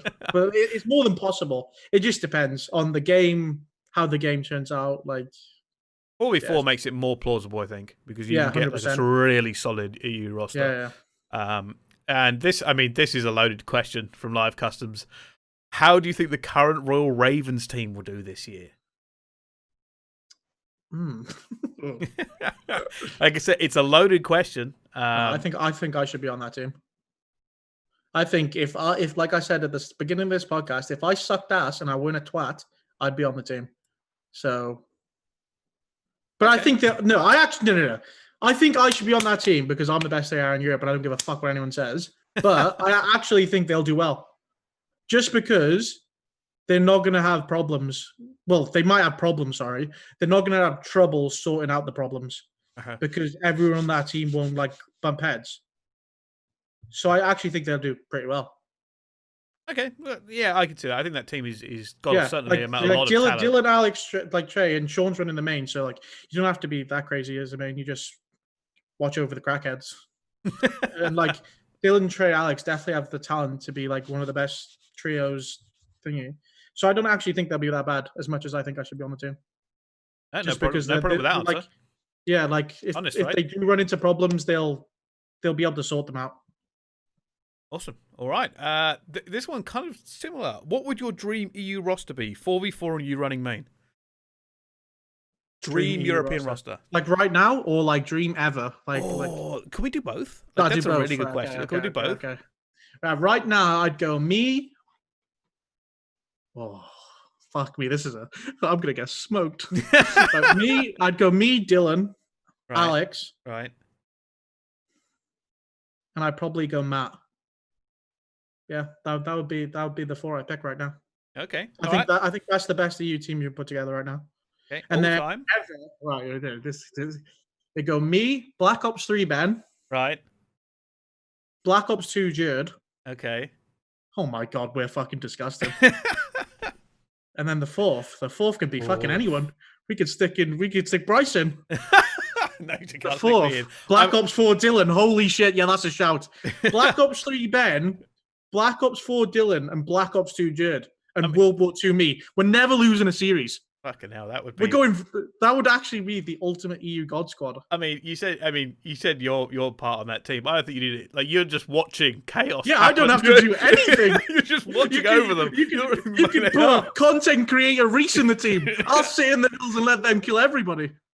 Jesus Christ! Imagine watching over that. You're just like, yeah, I've got your cut. You don't need the cutters. They just that would be carnage. EU team right now: me, Matt, Dylan, Alex. An EU team all time: Black Ops 3 Bance, Black Ops 2 Jared, Black Ops 4 Dylan, World War 2 me. Yeah, that's fair. What's the craziest team that almost happened that you were meant to be on that didn't work out? And I think we've covered this with the Faze team, right? Probably that Faze team. Yeah, I think we covered that. I think we've also covered this next question. Me, Matt, Trey, Attach, and Zuma. This next question, and again, I think you've already covered here through it, but just quickly to reiterate, if you look back at how much friendships mean in the league, do you think you would change how straight up you are? 100%. 100%. Like I said, that's my biggest mistake as a pro COD player. Like I burned too many bridges before, like when I didn't need to. Yeah. Like I didn't burn them. I didn't open them. I never started the bridge. Like I just ignored the bridge. Yeah, I literally just fucked the bridge off. Like that's my biggest regret as a pro COD player. Just like I should have just been open to everyone, because you never know who you're gonna need, or who's gonna backstab you, or who's gonna fuck you over, what situation you're in. You should leave as many doors open as possible, and I fucked up massively. Well, I mean, fortunately, doors are still open for you. So, well, yeah, like I said, I've landed on my feet. Yeah, and we'll end on this one, because this isn't even really a question, but I think it'd be cool to get your point of view here. Talk us through your 1v3 VIP ace during the Cold War Twitch rivals. Oh, this is it. This is when I knew I was ready for the Cold War Pro League. Who was it against? It was Scump, Zuma, and Aiden. Right. Well, the entire situation was I was being told the whole time I was in a 1v2 because the one guy was down. So I was trying to find the one guy who was down so I could just kill him, and then I'm in a 1v2. And then I see the one guy who was meant to be down running at me. I'm like, whoa, this guy's not down. So yeah, I just kill him and then walk into the wood thing. Sound or Scump because footsteps are broken on Cold War. Kill him with a broken pistol. And then just waltz down the last two, yeah. Just tuck him to bed. I get you the serious vibes that are competing. Like, because that was like, fucking. I just felt invincible. That's what I mean. Like, them throwbacks tournament did bad things for me, because like I was already in my own head. Well, I'm not already in my own head. Like I don't want people to think that I'm not in my I don't want to do this, because I chose to do this. Yeah. Like I had good challenges teams like who I could have played with. Like American teams. So it wasn't as if like I was fucked. But like I was already like I said, I won't know if this was the right decision until 365 days, where I'll do another podcast and I'll tell you if it was the right decision. I'll either be massive or I'll be like, Jesus Christ, Bryce, I'm coming back. But yeah, I won't know. But like playing them tournaments just made me like that itch, just like, oh, I want to play, man. Like I just miss playing. Yeah, I think I understand that, and some people might not. Like, I think you were right to address that. Like, people think you might not like want this, but yeah, like you're a competitor, right? Like, that's what I mean. I love competing. Like that, like out of everything, like Warzone. Like I said in this podcast, Warzone like filled the what I was missing, because I was fucking depressed this year. Like I was in a bad place, like real bad place. Like, and like I don't know. If it wasn't for like, I just I'm got happy for you, man. saved. I'm glad Yeah. you found a fucking to land on your feet to come back to now to join 100 Thieves. Like I said, you are on that upwards tick, and the infamous phrase little L big W, right? Like it feels like you found your W this year, and I couldn't be more happy. And again, right, I thank you so much for coming on. I've had an absolute blast. No problem. Walking down the history of your Call of Duty career, and I appreciate you taking the time. I know it's a long one. I've said this to a few players, but it was a good one. I enjoyed. Like when you talk about like what I've actually managed to achieve. Like I didn't think I'd get to a stage where I was talking about this much history. Yeah. So it just makes me happy. That's awesome. All right. Any last things to say to people listening, or shout out, or whatever you want to say to as a kind of a final thoughts on basically everything. Well, yeah, just thank you for like obviously Matt, Nature, Mud Dog for the opportunity, the new step. But yeah, thank you for everyone who followed me from the start of my COD career, because I have people who have been there for years. Like when I used to stream like bits and bobs in my competitive career, and they're still here now. And like I just thank them for like being there from the start to the not the finish, because we're still going, but they followed me, on my new path, and they'll follow me, and we'll see where we end up. I'm just thankful for everybody. Awesome. Well, I appreciate it, and I hope everybody tunes into your stream and catches all the action in the Cold War tournaments and the Warzone stuff you're doing and everything. And I appreciate you coming on. Like I said, I will hold you to checking up in a year. We will check up in a year. 365 days. Hopefully, you won't be too big for me by then. I'll be like, yeah, you'll have to speak to my agent. But no, I appreciate it, and thank you to everybody listening at home as well as watching on the YouTube and everything else. If you made it this far, you've done a bloody good job, but it's been a cracking episode, and I hope you've enjoyed every single part of it. So thank you all very much for watching, and we'll see you next time.